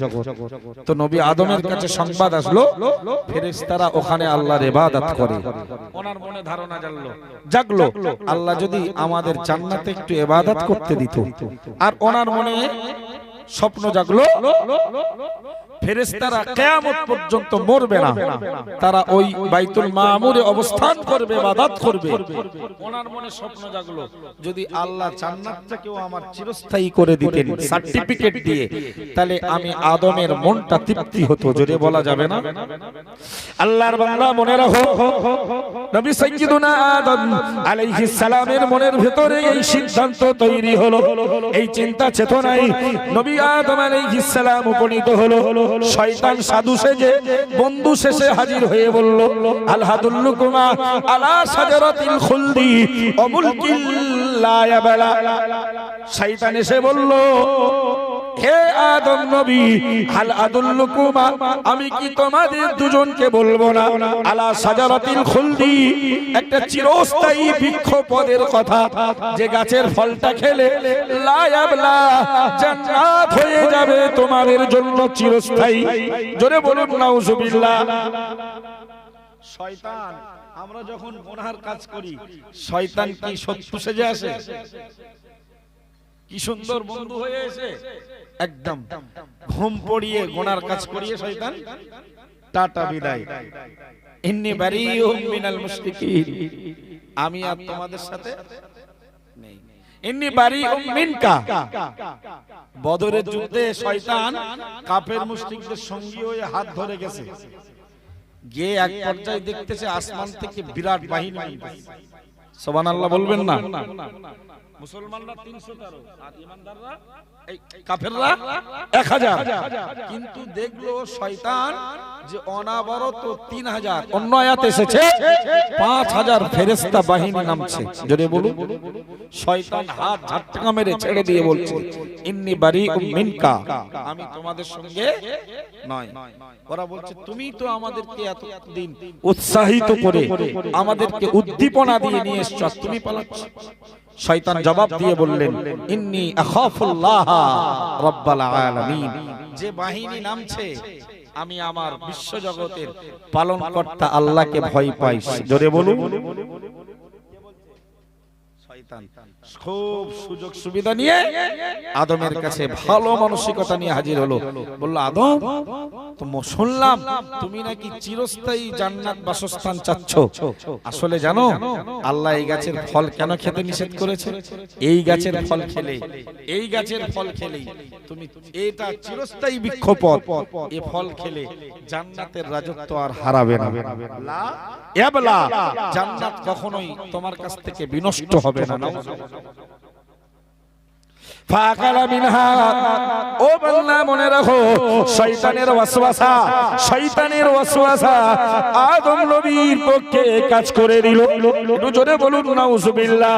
বান্দা মনে রাখো, ফাকালা মিনহা, আদম নবী আলাইহিস সালাম এবং তার স্ত্রী আমাদের আম্মা জান হাওয়া আলাইহিস সালাম দুজন মিলে শয়তানের নির্দেশিত ওই গাছের ফল খেয়ে ফেললো। আমার আল্লাহ কোরআনে বিবরণ দিয়েছে, ফাবাদাত লাহুমা সাওআতুহুমা, ও বান্দা মনে রাখো, সঙ্গে সঙ্গে আদম আর হাওয়ার শরীর থেকে জান্নাতি পোশাক খুলে পড়ে গেল। হারাম খেলে, নিষেধকৃত কাজ করলে জান্নাত তো হারাম হয়ে গেল। মদ খেলে এটা আল্লাহর নিষেধ না আদেশ? সবাই বলেন, জুয়া খেললে নিষেধ না আদেশ? তাহলে এই খাবার খেয়ে, সুদের মতো খাবার খেয়ে, মিথ্যা বলে খাবার খেয়ে, এই খাবার খেয়ে জান্নাতি পোশাক পরা কি সম্ভব?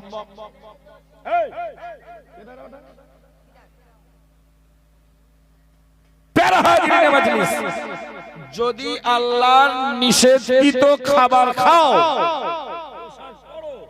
চরিত্র ধারণ করো, জান্নাতের পোশাক দেহে উঠবে উঠবে না। তার প্রমাণ, আদম নবী ছিল জান্নাতে, পোশাক জান্নাতি, খেলো আল্লাহ নিষেধিত গাছের ফল, সঙ্গে সঙ্গে আদম আর হাওয়া জান্নাতে অলঙ্গ হয়ে গেল।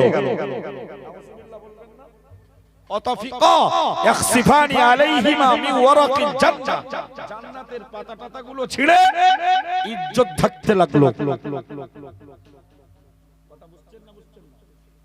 আমার আল্লাহ এবার তাদেরকে ডাক দিয়ে বলল, ওয়ানাদাহুমা রাব্বুহুমা আলাম আনহাকুমা আন তিলকুমা শাজারাতি ওয়া আকুল লাকুমা ইন্নাশ শাইতানা লাকুমা আদুউম মুবিন।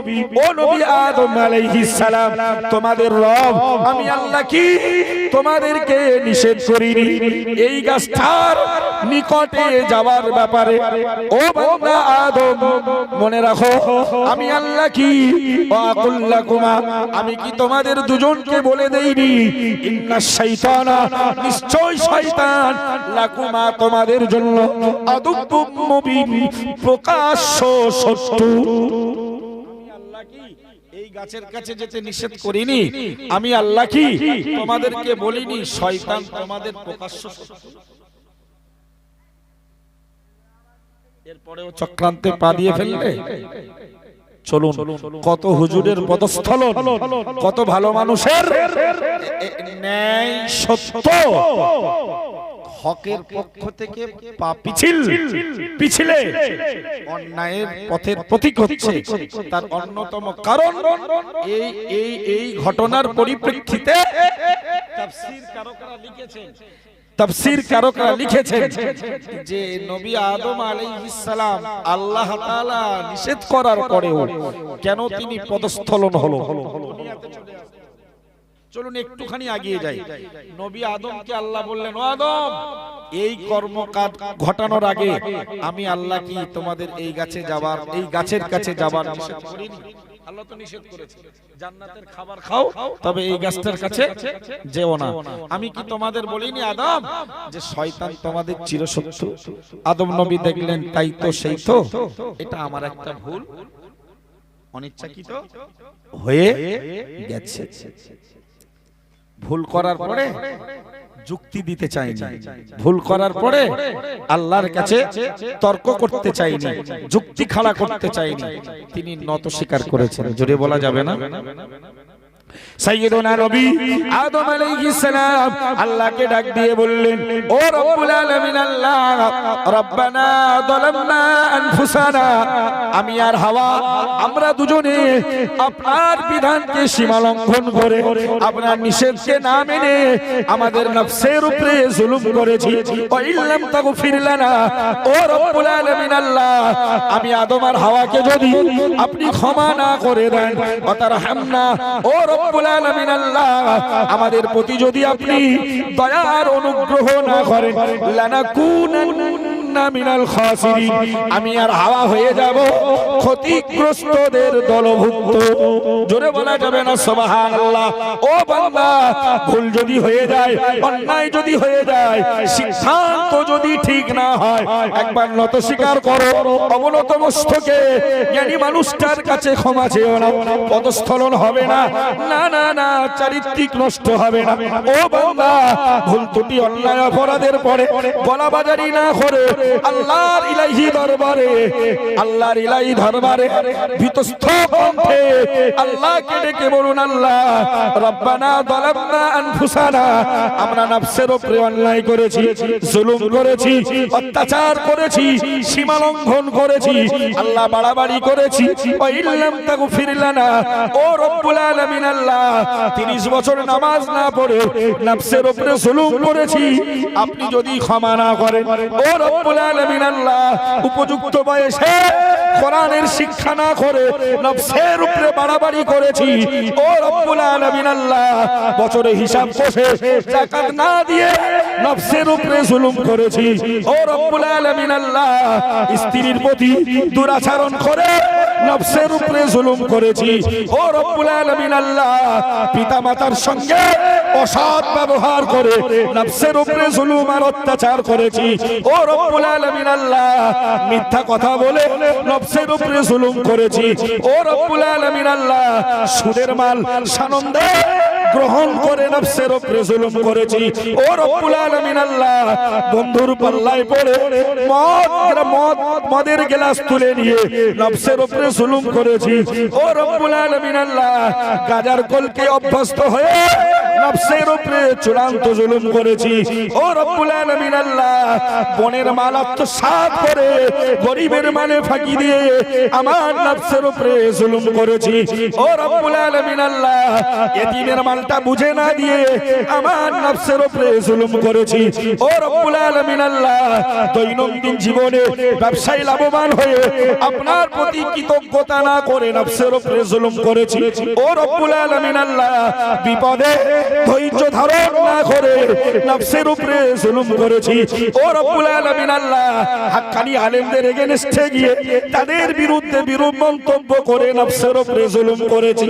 ওয়া ইল্লাম তাগফির লানা, আপনি যদি আমাদের ক্ষমা না করে দেন, ওয়া তারহামনা, ও রব্বুল আলামিন আল্লাহ, আপনি যদি আমাদের প্রতি দয়া আর অনুগ্রহ অনুকম্পা নাযিল না করেন, লানাকুনান্না মিনাল খাসিরিন, আল্লাহ আমরা ক্ষতিগ্রস্তদের দলভুক্ত হয়ে যাব। একটু জোরে বলা যাবে না সুবহানাল্লাহ? আল্লাহ ক্ষমা করবে না করবে না? এখন এই আয়াতের তাফসীরে মুফাসসিররা লিখছেন যে আদম নবীকে আল্লাহ এত কান্না কাঁদালেন, দোয়া পড়িয়ে সেই যখন ক্ষমা করলেন, তাহলে তো আল্লাহ পারতেন জান্নাতের ভেতরে গোপনে গোপনে বিষয়টা মিটিয়ে নিতে। একটা প্রশ্ন জাগে না? সেই যখন আল্লাহ আদমকে ক্ষমাই করবে, জান্নাত থেকে বহির্ভূত করে লজ্জিত না করতে পারতেন? একটা প্রশ্ন জাগে না? আল্লাহ গোপনে গোপনে জান্নাতের ভেতরে বলতে পারতো, ও আদম তুমি রব্বানা যালামনা আনফুসানা পড়ে কাঁদো, আমি আল্লাহ কবুল করে নেব। জোরে বলুন। এখানে দুটো দিক, এই আল্লাহকে দুনিয়ায় পাঠাতে হতো না, ক্ষমাও চাইতে হতো না আদমকে, তার আগেই পরিস্থিতি পরিবেশ পক্ষে হয়ে যেত, অনুকূল হয়ে যেত। দুটো কারণ, একটা হলো যখন কোন বড় কিছু করতে যাবে, সিদ্ধান্ত নেবেন কার কাছ থেকে? বড়দের কাছ থেকে না? আরে ছেলে যদি কিছু একটা ব্যবসা করতে চায়, বাপ মা যদি ওই বিষয়ে খুব বুঝদার না হয়, ওই বয়সের চাচা, মামা, খালু, বেটি, জামাই বাবু, বড় ভাই, এদের কাছ থেকে দিক নির্দেশনা নেবে। দিক নির্দেশনা নেবে। দুটো কারণে পদস্থলন হয়: এক, নবীর সুন্নাতকে ছাড়া; দুই, বড়দের সঙ্গ ত্যাগ করা। আমার কথা কি বুঝতে অসুবিধা হচ্ছে? যে কটা পদস্থলন হচ্ছে, দেখো, বড়দের সঙ্গ ত্যাগ করছে। ঠিক বলছি না? প্যারা নবী মুহাম্মদুর রাসূলুল্লাহ সাল্লাল্লাহু আলাইহি ওয়াসাল্লাম হাদিস শরীফে বিবরণ দিলেন, আল বারাকাতু মা আকাবিরুকুম আও কামা ক্বালা আলাইহিস সালাম।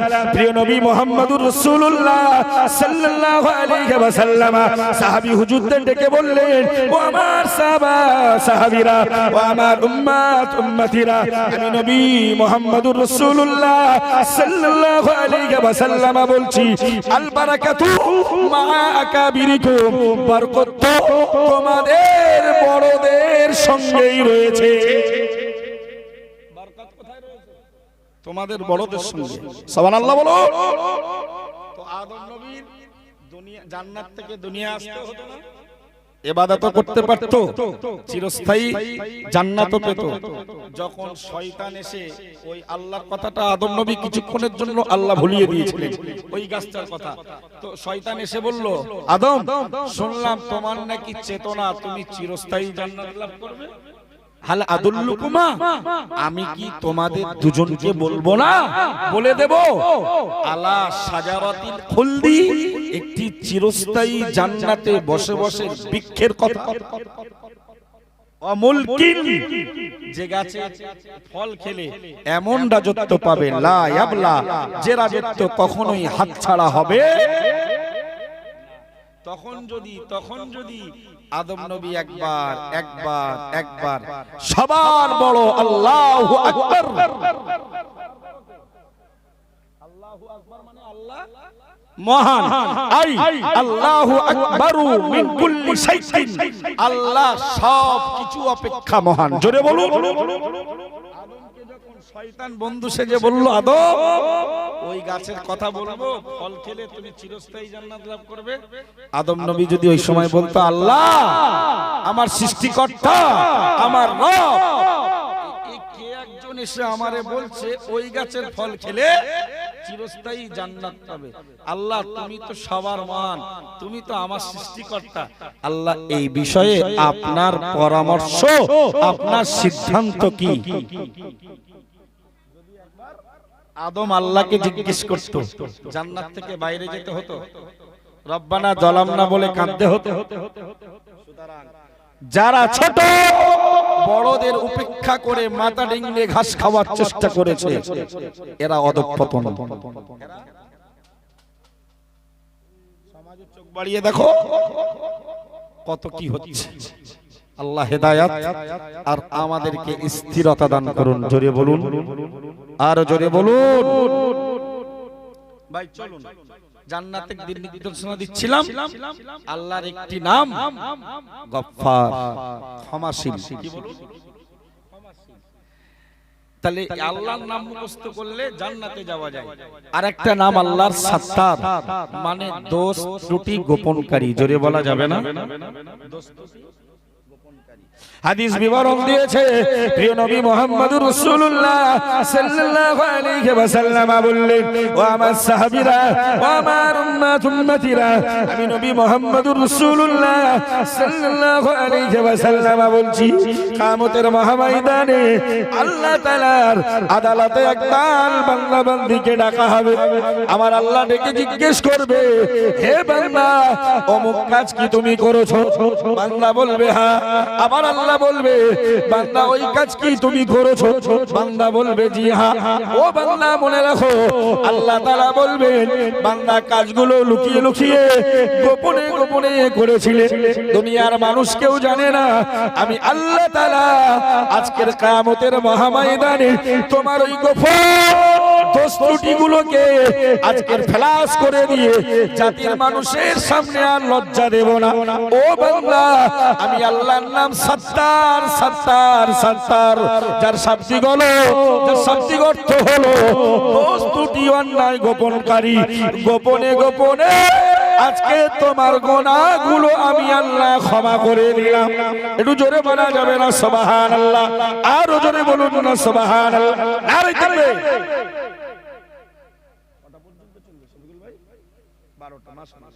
যথেষ্ট সময় আছে। আলোচনা আমাদের একটাই, যে আজকে আমি ওখানে আলোচনা করেছি আল্লাহ প্রিয় বান্দাদের উপরে এবং রবকে রব বলে তার উপরে স্থির থাকার উপরে।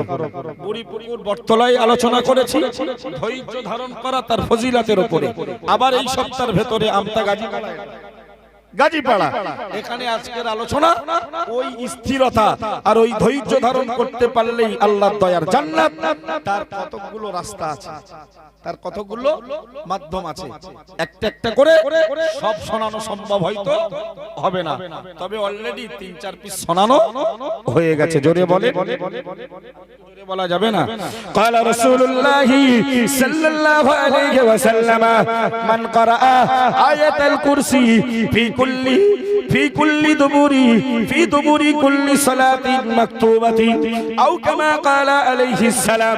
প্রিয় নবী মুহাম্মদুর রাসূলুল্লাহ সাল্লাল্লাহু আলাইহি ওয়াসাল্লাম বললেন, হে আমার সাহাবীরা, জান্নাতে যাওয়ার অনেকগুলি মাধ্যমের ভেতরে একটি মাধ্যম হলো প্যারা নবী মুহাম্মদুর রাসূলুল্লাহ সাল্লাল্লাহু আলাইহি ওয়াসাল্লাম বললেন, মান করা আয়াতুল কুরসি, যে নারীটা যে পুরুষটা আয়াতুল কুরসি পাঠ করে নিল, ফি দুবুরি কুল্লি সালাতিন মাকতুবাতিন, প্রত্যেক ফরজ নামাজে সালাম ফেরানোর পর প্রিয় নবী মুহাম্মদুর রাসূলুল্লাহ সাল্লাল্লাহু আলাইহি ওয়াসাল্লাম বললেন, লাম ইয়ামনাহু মিন দুখুলিল জান্নাতি ইল্লা আইয়ামুতা আও কামা ক্বালা আলাইহিস সালাম।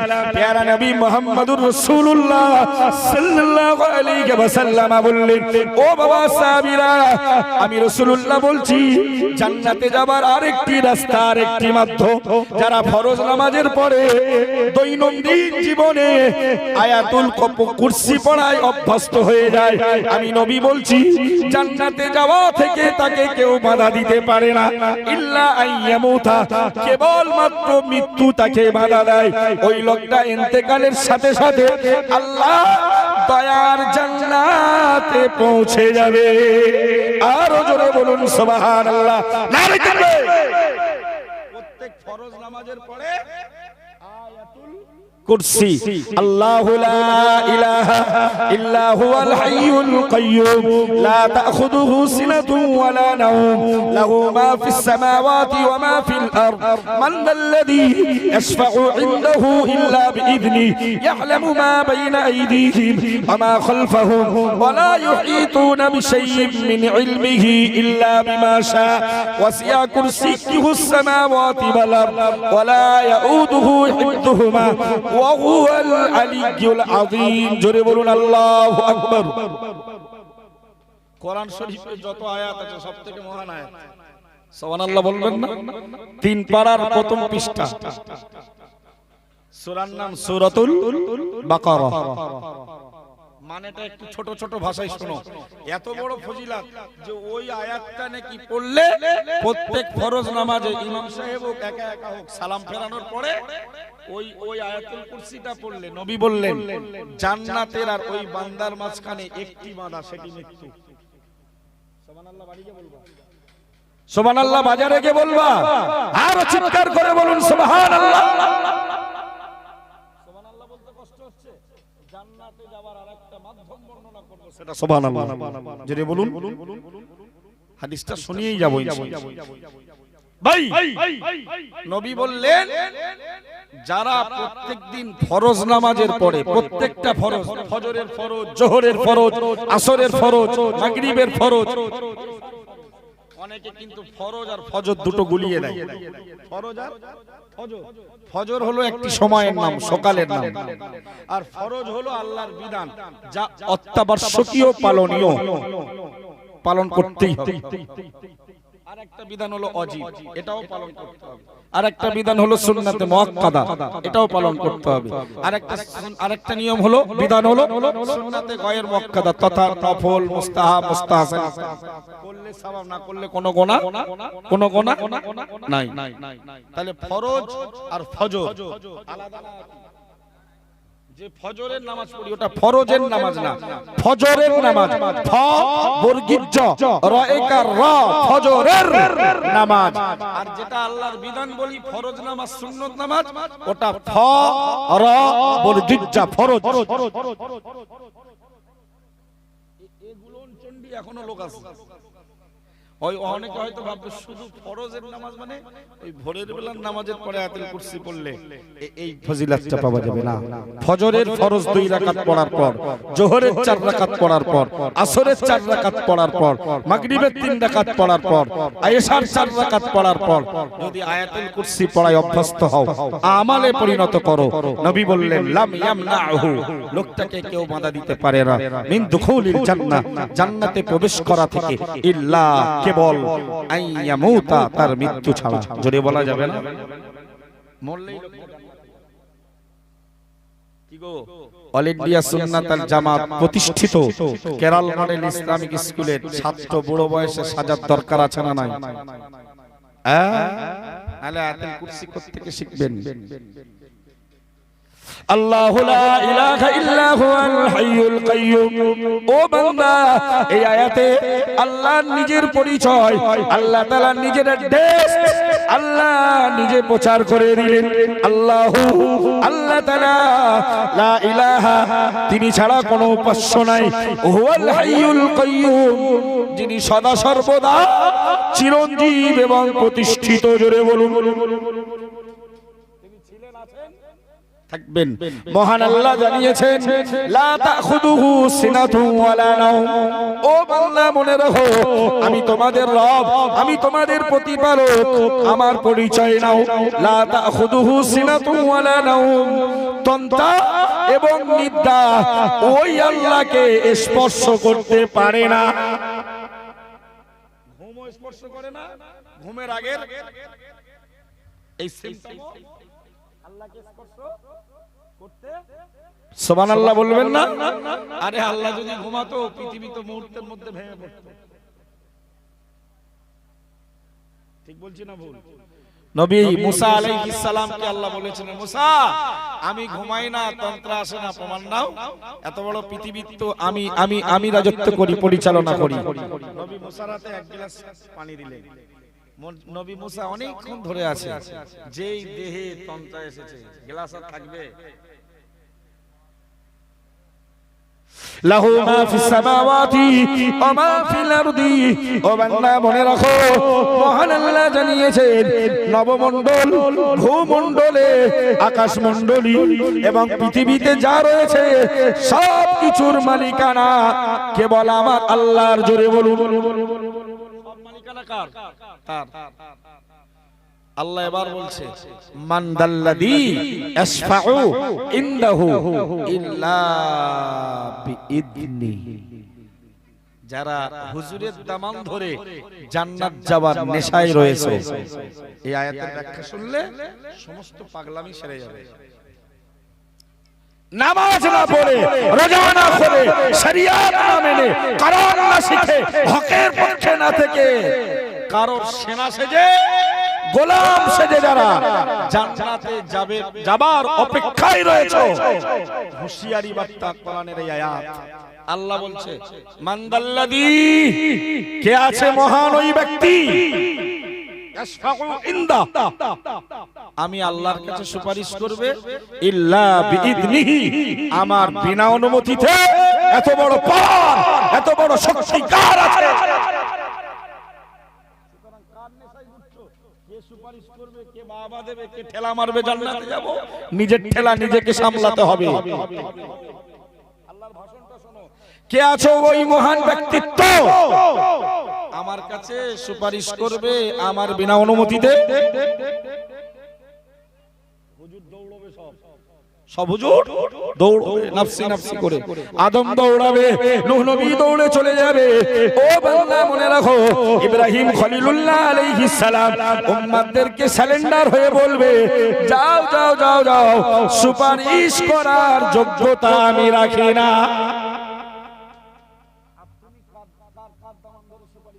চিন্তায় রয়েছে, পাগল হয়ে গেছে। এই হাদিস শোনো না, যে সব নবীরা ব্যর্থতা স্বীকার করবে যে আমরা সুপারিশ করতে পারবো না, অথচ একদল এখনো সুপারিশ। পাগল কুকুর কেমড়েছে। হ্যাঁ, আল্লাহ ওয়ালাদের চরিত্র ধারণ করে মানুষের মতো পশু চরিত্র ছেড়ে মানব চরিত্র ধারণ করো। এই জন্য ওলি মানা, মানা মানে এই নয় যে তার ওসিলায় তার সুপারিশে জান্নাতে যাব। ঠিক বলছি না ভুল? মুফতি সাহেবের ভালোবাসার মানুষ, আমতার লোক, খাটরার লোক, গরিবপুর এলাকার লোক, এই বলে এই নয় শরিয়াত মানব না, মুফতি সাহেবের বক্তব্য মানব না, মুফতি সাহেবের নসিহতকে জীবনে প্রতিষ্ঠা করব না, অথচ বুক পোড়া আশা মুফতি সাহেবের ওসিলায় জান্নাতে যাব। এটা তো আদা বিক্রি করে জাহাজের স্বপ্ন দেখা হলো। বক্তব্য কি আপনাদের সিদ্ধান্তের বিরুদ্ধে যাচ্ছে বলে মনে হয়? তাহলে এত নীরবতা পালন করছেন কি ব্যাপার? What is this? কোরআন শরীফের যে আয়াতটা প্রত্যেক ফরজ নামাজের পরে পড়লে আল্লাহর নবী বলছে মৃত্যু ছাড়া জান্নাতে কেউ বাধা দিতে পারবে না, ওই আয়াতের ভাষণ, মানদাল্লাযী ইয়াশফাউ ইনদাহু ইল্লা বিইذনিহি, কে আছে ওই মহান ব্যক্তিত্ব আল্লাহর নিকটে তার অনুমতি ছাড়া সুপারিশ করবে। কেউ আছে? এবার আল্লাহ বলছেন ইয়ালামু মা বাইনা আইদিহিম ওয়া মা খালফাহুম, যা আমাদের সামনে যা আমাদের পশ্চাতে গোপনে আল্লাহ সব জানেন। জোরে বলবেন না? আর একটু জোরে বলবেন না? তো মাকে ফাঁকি দিলেন, বন্ধুকে ফাঁকি দিলেন, ভাইকে আড়াল করলেন, স্ত্রীকে আড়াল করলেন, অন্যায় কাজ করলেন, এক আড়ালে আধারে অন্ধকারে সবাইকে আড়াল করেছেন। You are under CCTV footage.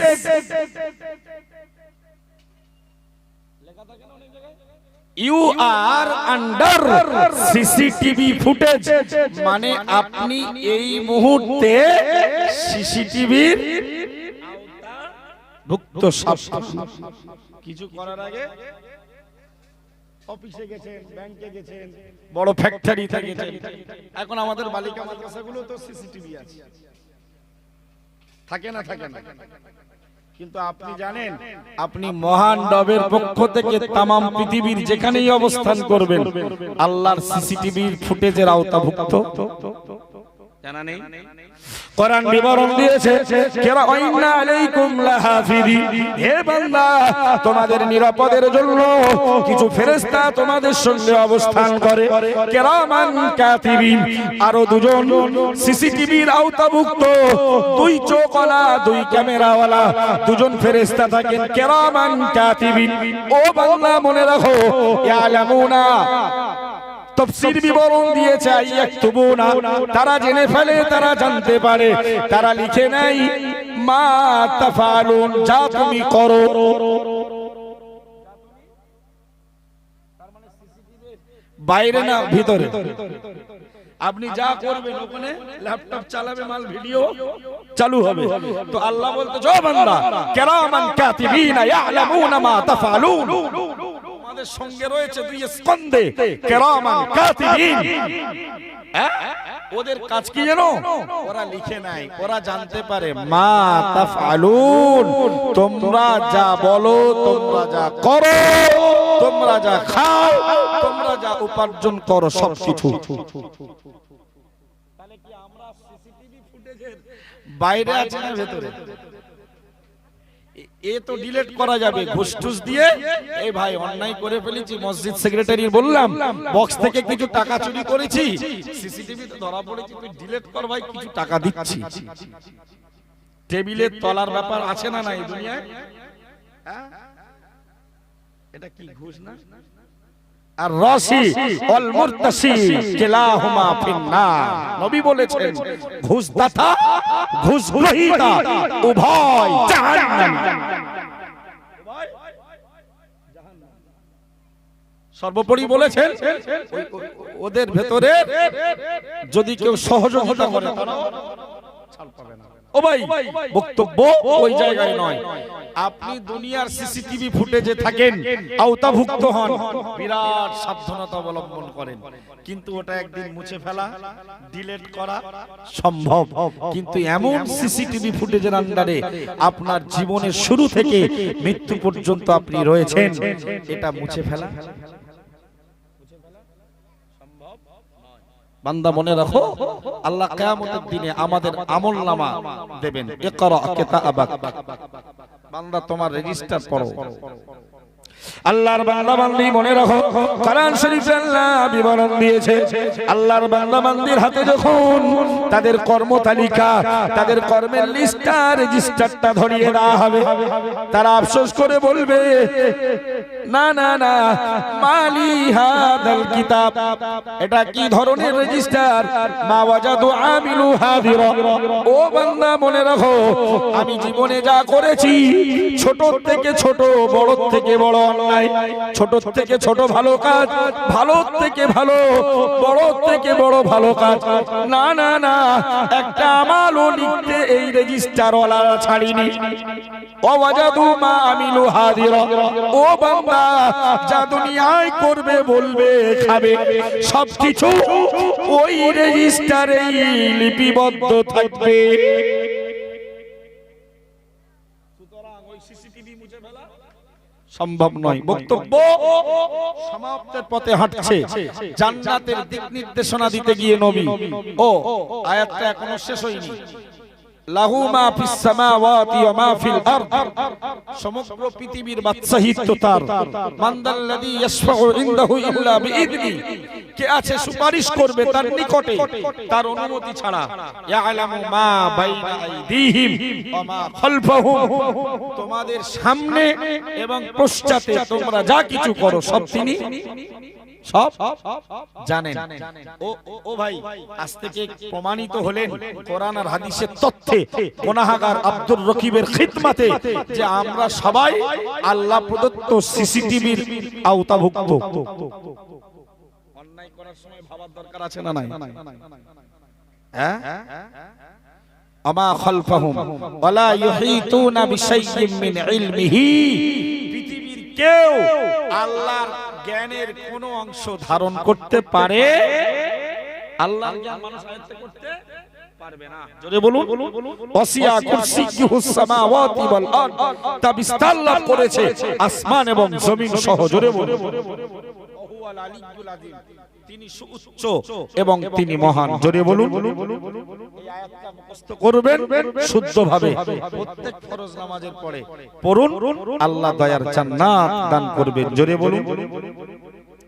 জান্নাতের আরেকটি দিক নির্দেশনা, জান্নাতের আরেকটি দিক নির্দেশনা। قال رسول الله صلى الله عليه وسلم سورة من القرآن ما هي إلا 30 آية। ও বান্দা মনে রাখো, প্যারা নবী মুহাম্মদুর রাসূলুল্লাহ সাল্লাল্লাহু আলাইহি ওয়াসাল্লাম জানিয়েছেন, কোরআন শরীফের একটি 30 আয়াত বিশিষ্ট সূরা রয়েছে।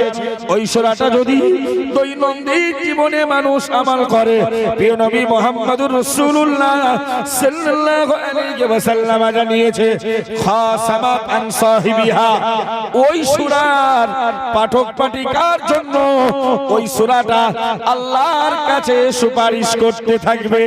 একটু জোরে বলুন না সুবহানাল্লাহ। হাত্তা আদখালাতুহুল জান্নাতা আও কামা ক্বালা আলাইহিস সালাম, প্যারা নবী মুহাম্মদুর রাসূলুল্লাহ সাল্লাল্লাহু আলাইহি ওয়াসাল্লাম বললেন, কোরআন শরীফের 30 আয়াত বিশিষ্ট একটি সূরা রয়েছে। ওই সূরাটা যদি দৈনন্দিন কোন মানুষ আমল করায় অভ্যস্ত হয়ে যায়, নবী বললেন জান্নাতে না পৌঁছানো পর্যন্ত ওই সূরাটা সূরার পাঠক পাঠিকার জন্য সুপারিশ করবে।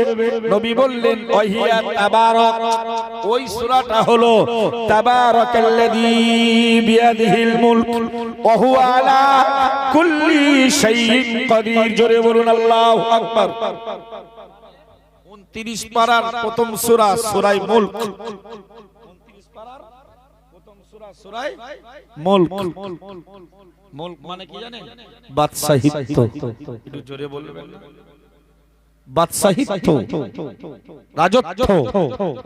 ওই সূরা আমার আল্লাহর রাজত্ব প্রতিষ্ঠা করা হবে। জোরে বলা যাবে না? এই সূরা যদি আমল হয়, এই যদি সূরা পড়ায় অভ্যস্ত হও, তাহলে আল্লাহর দয়ার জান্নাত আমাদের জন্য রেজিস্ট্রি হয়ে যাবে। জোরে বলুন। শেষ হাদিস পড়ব, তার আগে মন খুলে উচ্চ আওয়াজে দরুদ শরীফ আল্লাহুম্মা সাল্লি আলা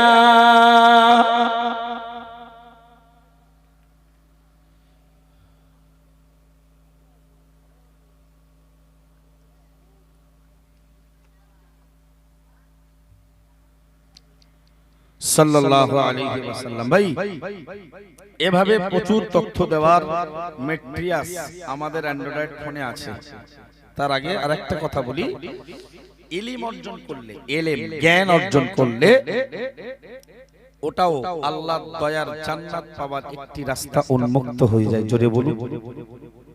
জ্ঞান অর্জন, ফর এক্সাম্পল, আপনি মাদ্রাসায় যেতে পারেন না, ইমাম সাহেবের কাছে, জ্ঞানী মানুষের কাছে প্রত্যেক দিন একটা সময় 10 মিনিট 15 মিনিট বসে একটু সূরা শুনলেন, সুবহানা রাব্বিয়াল আযীম, সামি আল্লাহু লিমান হামিদা, রব্বানা লাকাল হামদ, আল্লাহু আকবার। এগুলো আমাদের অনেকে শুদ্ধ নেই, আছে?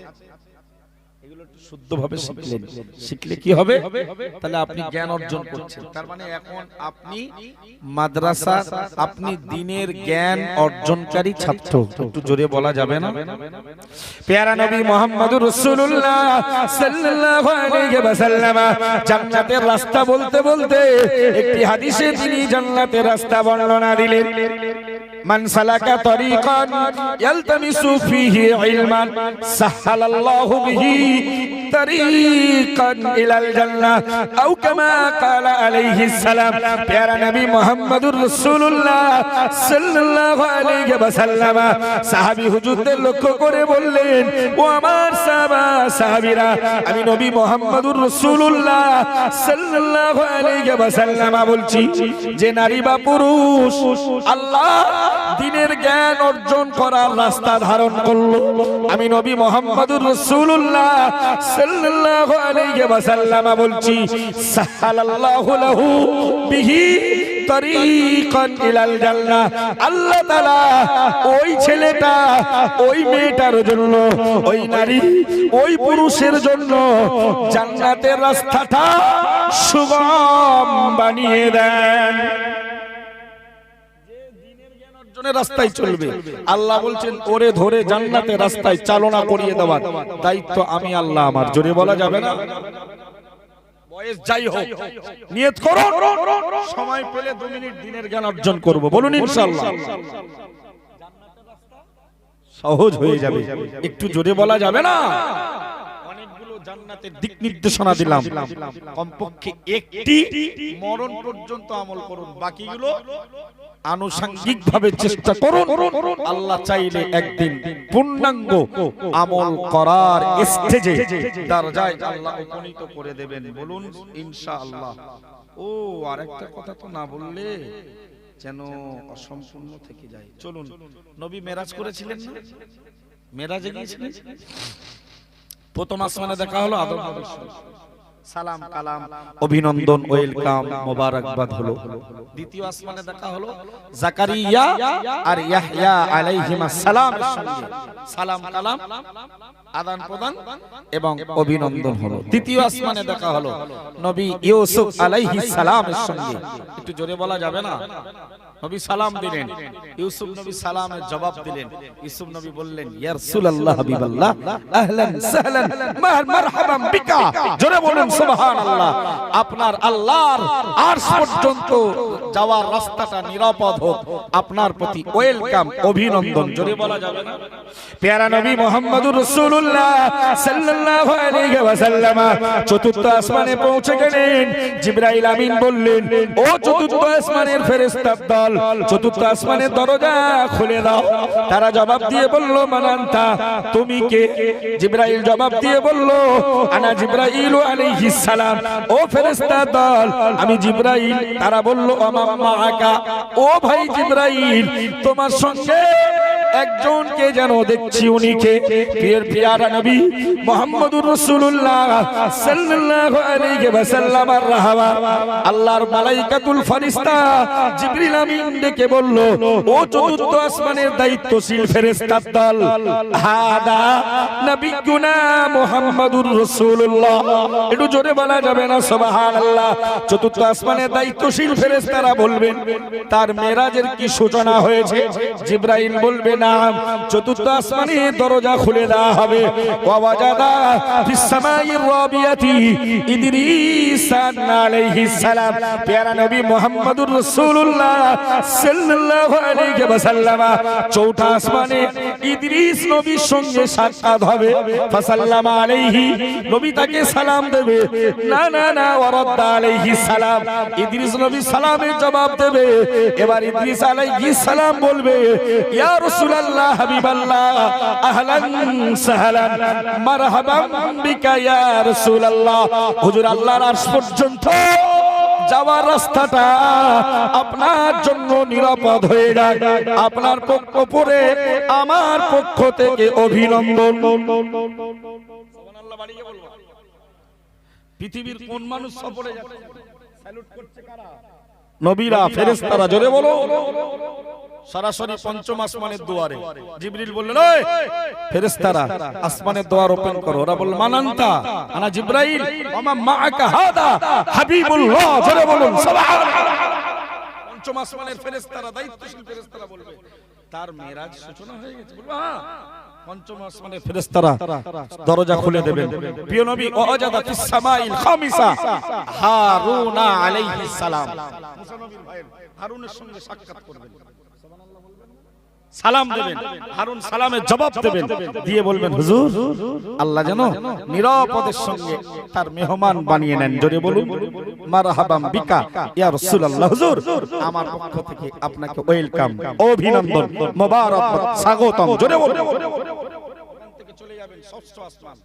কোথায় যাবেন? ষষ্ঠ আসমান। দেখা হয়ে যাবে। ওয়া ওয়াজাদা ফিস সামাইস সাদিসা ইব্রাহিমা খলিলুল্লাহ আলাইহিস সালাম। জোরে বলা যাবে না? কোন নবী? ইব্রাহিম নবীর ধর্মকে আল্লাহ আমাদের নবীকে অনুসরণ করতে বলেছেন। জোরে বলো। তাবিউ মিল্লাতা ইব্রাহিমা। নবী, তুমি আর তোমার সঙ্গীরা ইব্রাহিমের মাযহাব, ধর্ম অনুকরণ করো। জোরে বলো। হানিফা, যে ধর্মের ভিতরে বক্রতা নেই, একনিষ্ঠতা রয়েছে। জোরে বলো। ইব্রাহিম নবীর সঙ্গে সাক্ষাৎ, জান্নাতে যাওয়ার আরেকটা রাস্তা ক্লিয়ার হবে। এই কথাটা বলার জন্য এতদূর পর্যন্ত আসা। ক্বালা রাসূলুল্লাহ সাল্লাল্লাহু আলাইহি ওয়াসাল্লাম, লাকিতু লাইলাতা আসরা বি ইব্রাহিম আলাইহিস সালাম। ও বান্দা, মনে রাখো, প্যারা নবী মুহাম্মদুর রাসূলুল্লাহ সাল্লাল্লাহু আলাইহি ওয়াসাল্লাম, লাকিতু লাইলাতা আসরা বি ইব্রাহিম আলাইহিস সালাম। আল্লাহর নবী বললেন, লাইলাতুল মেরাজ, মেরাজ রজনীতে ইব্রাহিম নবীর সঙ্গে আমার সাক্ষাৎ হলো। ফাকালা ইয়া মুহাম্মদ, তিনি বললেন, হে মুহাম্মদ, ইকরা উম্মাতাকা মিন্নি আসসালাম। ইয়া রাসূলুল্লাহ, হাবিবাল্লাহ, হুজুর, আপনার উম্মতের উপরে আমি ইব্রাহিমের পক্ষ থেকে সালাম জানিয়ে দাও। সুবহানাল্লাহ বাড়িয়ে বলবো। কোন নবীর উম্মত তোমরা ভেবেছো তোমার কপাল কত বড়? সালাম দিচ্ছে কে? সালাম দিচ্ছে কে? ইব্রাহিম নবী বলছে, হুজুর, আপনার সঙ্গে সাক্ষাৎ হলো। ইকরা উম্মাতাকা মিন্নি আসসালাম। আমার পক্ষ থেকে আপনার উম্মতকে সালামের নজরানা দেবেন। আল্লাহু আকবার। قال رسول الله صلى الله عليه وسلم واخبرهم ও নবী মুহাম্মদুর রাসূলুল্লাহ সাল্লাল্লাহু আলাইহি ওয়াসাল্লাম তোমার উম্মতকে সংবাদ দেবে আন্নাল জান্নাতা তাইয়্যিবাতুত তুরবা না না না জান্নাতটা হলো পবিত্র মাটির জান্নাত জোরে বলুন আর জোরে বলুন সুবহানাল্লাহ আমার প্রিয় নবী মুহাম্মদুর রাসূলুল্লাহ সাল্লাল্লাহু আলাইহি ওয়াসাল্লামকে ডেকে হযরত ইব্রাহিম খলিলুল্লাহ আলাইহিস সালাম বললেন হুজুর আপনার উম্মতকে জানিয়ে দেবেন উদবাতুল মাই জান্নাতের পানি হবে মিষ্টি পানি জোরে বলুন আর জোরে বলুন সুবহানাল্লাহ ওয়া আন্নাহা কিয়ানুন ও নবী মুহাম্মদুর রাসূলুল্লাহ সাল্লাল্লাহু আলাইহি ওয়াসাল্লাম আপনার উম্মতকে জানিয়ে দেন জান্নাত সমতল ভূমি জোরে বলুন আর জোরে বলুন সুবহানাল্লাহ প্যারা নবী মুহাম্মদুর রাসূলুল্লাহ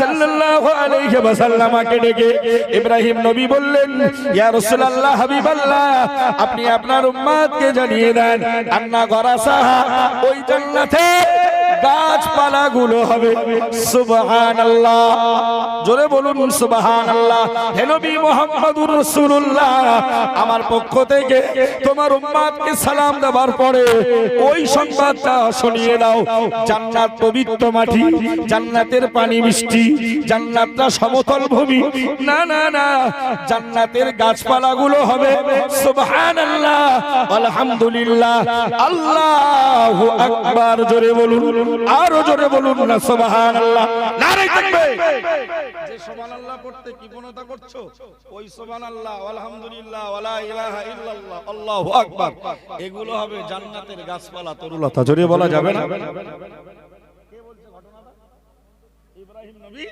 উম্মতে মুহাম্মদকে সংবাদ দিতে বলছে জোরে বলুন ভাই আর লম্বা করার অবকাশ নেই একটি লম্বা হাদিস আছে সময় দিলে পড়বো 5 মিনিট মতো লাগবে বলবো সময় মৌসুম আবহাওয়া হেভি আল্লাহ মজলিসকে হয়তো কবুল ও মনসুর করেছেন বলুন সুবহানাল্লাহ এত সুন্দর মাজমা আর সত্যিকারের কথা যেখানে আমাদের মহব্বত প্রেমিকরা থাকে সেখানে আমাদের আবেগ উদ্দীপনা আমি গয়ড়ায় ছিলাম কোথায় ছিলাম গয়ড়ায় 7টায় টাইম তুললো আমার 8টা 1 ঘন্টায় কি পানি গরম হয় 1 ঘন্টায় পানি গরম হয় আলহামদুলিল্লাহ বলবেন 8টা 10টা পর্যন্ত থাকলাম যেহেতু আমার এখানে 10টা টাইম হাসিবুর ভাই ছাড়বে তো আমাদের একটু গ্রিপ হলে একেবারে একানিষ্ঠ মহব্বতের মানুষ হলে দেখবেন মুফতি সাহেবের ওয়াজের টিকা আলাদা হয় না আল্লাহ শুকর আল্লাহ শুকর চোখওয়ালা মানুষের ভক্ত হয়েছে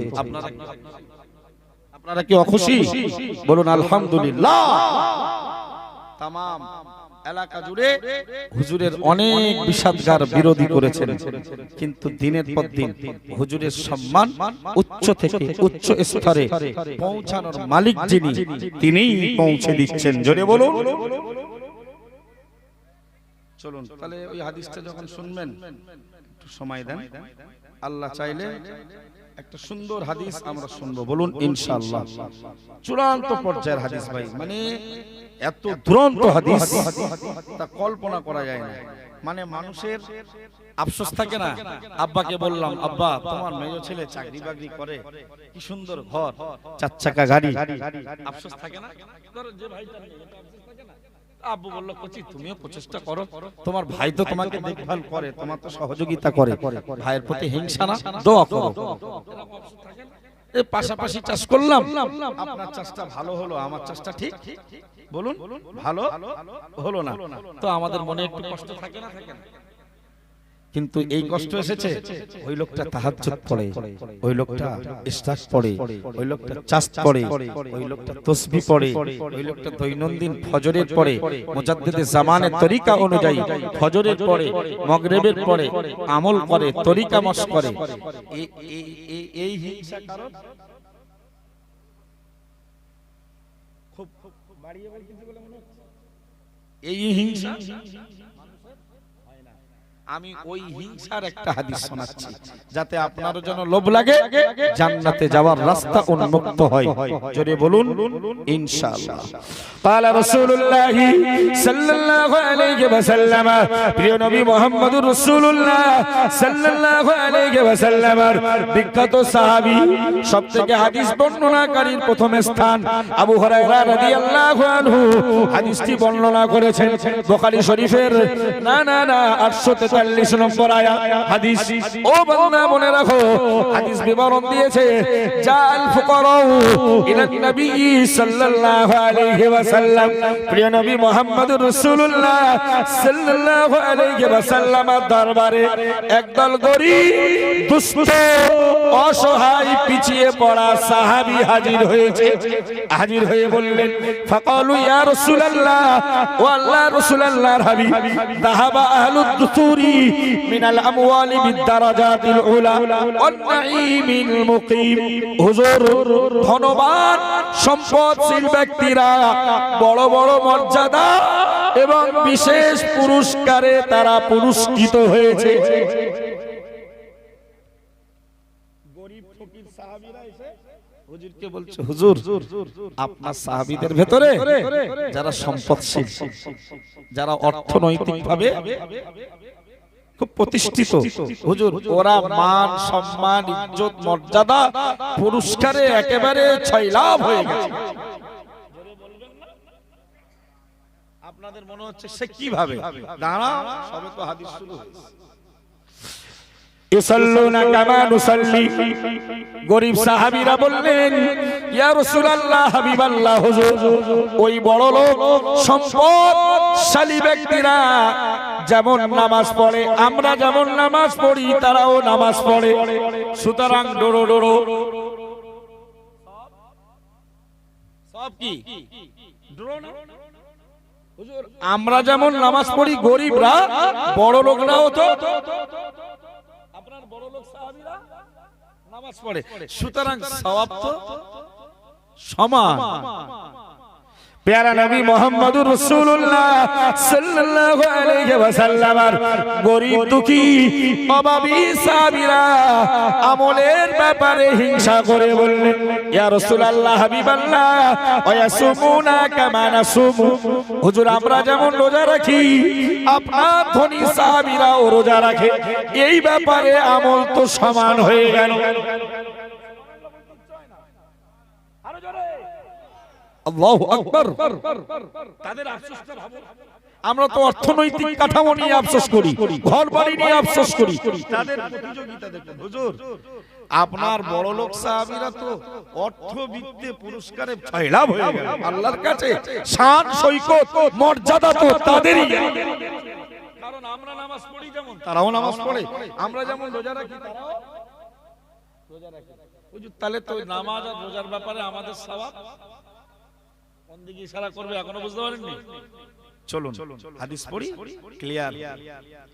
প্যারা নবী মুহাম্মদুর রাসূলুল্লাহ সাল্লাল্লাহু আলাইহি ওয়াসাল্লামের হাদিস শরীফে আবা সাহাবীরা বললেন, ওই গরীব দুস্থ সাহাবীরা বললেন, ওয়ালাহুম ফাদলুম মিনাল আমওয়াল ইয়াহুজ্জুনা বিহা ওয়া ইয়াতামিরুনা বিহা ওয়া ইউজাহিদুনা ওয়া ইয়াতাসাদ্দাকুন আও কামা ক্বালা আলাইহিস সালাম। প্যারা নবী মুহাম্মদুর রাসূলুল্লাহ সাল্লাল্লাহু আলাইহি ওয়াসাল্লামের গরীব দুঃখী অভাবী সাহাবীরা বললেন, ইয়া রাসূলুল্লাহ, হাবিবাল্লাহ, হুজুর না না না, আপনার ধনী সাহাবীরা তাদের সম্পদ দিয়ে হজ নামীয় ইবাদত করে, আমরা করতে পারি না। ইয়া রাসূলুল্লাহ, হাবিবাল্লাহ, ওয়া ইয়াতামিরুনা বিহা, তাদের সম্পদ দিয়ে তারা উমরা আদায় করে, হুজুর আমরা তা করতে পারি না। ইয়া রাসূলুল্লাহ, হাবিবাল্লাহ, আপনার ধনী সাহাবীরা ওয়া ইউজাহিদুনা, অর্থ সম্পদ দিয়ে জিহাদের ময়দানে অংশগ্রহণ করে, হুজুর আমরা তা পারি না। ইয়া রাসূলুল্লাহ, হাবিবাল্লাহ, ওয়া ইয়াতাসাদ্দাকুনা বিহা, ওই টাকা পয়সা দিয়ে আপনার ধনী সাহাবীরা দান খায়রাত করে, হুজুর এই আমলে আমরা যথেষ্ট পিছিয়ে। হুজুর আমরা নামাজ পড়ি, তারাও নামাজ পড়ে আমাদের মতো, তারাও রোজা রাখে, কিন্তু ওদের মাল ধন সম্পদ এক্সট্রা এই ফজিলত ওরা হজ করে, ওই টাকা দিয়ে উমরা আদায় করে, ওই টাকা দিয়ে জিহাদে পার্টিসিপেট নেয়, ওই টাকা দিয়ে ওরা দান খায়রাত করে। হুজুর ওদের মান মর্যাদা আল্লাহর পুরস্কার তো শুধু ওদের, আমাদের শুধু নামাজ আর রোজা। হুজুর আমরা তো সম্মানে, ইজ্জতে, পুরস্কারে, জান্নাতের কোয়ালিটিতে তো অনেক পিছিয়ে গেলাম। কি আফসোস তাদের।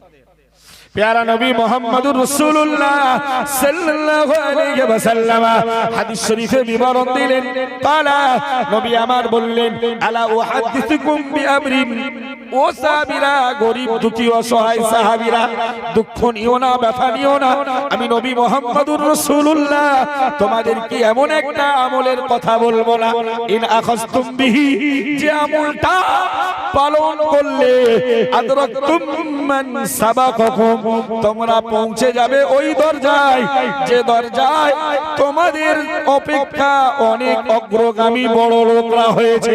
একটু জোরে বলুন না সুবহানাল্লাহ। প্যারা নবী মুহাম্মদুর রাসূলুল্লাহ সাল্লাল্লাহু আলাইহি ওয়াসাল্লাম বললেন, ওয়ালাম ইউদরিকুম আহাদুন বাদাকুম, ও সাহাবীরা তোমাদের পরবর্তীরা কেউ ওই দরজায় উপনীত হতে পারবে না সেই ব্যক্তি ছাড়া যে অনুরূপ আমল করবে। জোরে বলুন।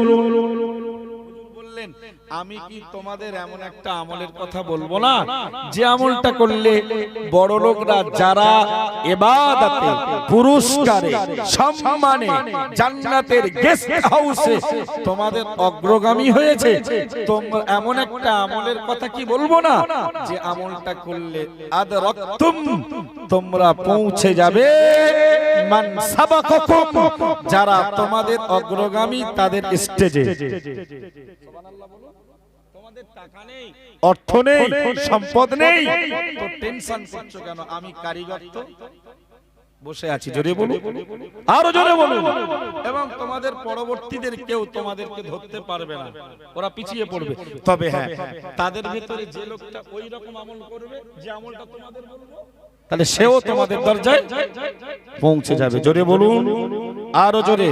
প্যারা নবী মুহাম্মদুর রাসূলুল্লাহ সাল্লাল্লাহু আলাইহি ওয়াসাল্লাম বললেন, ইল্লা মান আমিলা মিথলাহু, না না না, তোমাদের ভেতরে যে লোকটা অনুরূপ আমল করবে, তোমাদের পরবর্তী জেনারেশনের যে লোকটা তোমাদের মতো ওই আমল করবে যে আমল আমি রাসূল বলবো, ওই লোকটা ছাড়া তোমাদের পরবর্তী জেনারেশন কেউ তোমাদের দরজায় পৌঁছাতে পারবে না।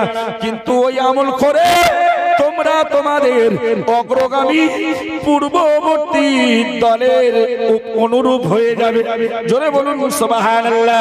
প্যারা নবী মুহাম্মদুর রাসূলুল্লাহ সাল্লাল্লাহু আলাইহি ওয়াসাল্লাম বললেন, তুসাব্বিহুনা ওয়া তাহমাদুনা ওয়া তুকাব্বিরুনা খালফা কুল্লি সালাতিন 33 আও কামা ক্বালা আলাইহিস সালাম।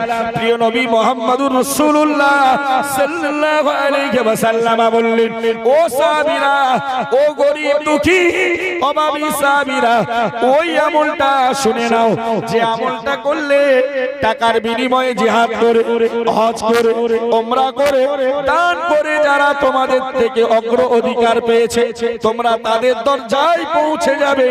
ওই আমলটা শুনে নাও। তুসাব্বিহুনা, তোমরা তাসবিহ পাঠ করো, সুবহানাল্লাহ পড়ো, ওয়া তাহমাদুনা, তোমরা আলহামদুলিল্লাহ পাঠ করো, ওয়া তুকাব্বিরুনা, তোমরা আল্লাহু আকবার পাঠ করো, ফি খালফা কুল্লি সালাতিন, প্রত্যেক ফরজ নামাজের পর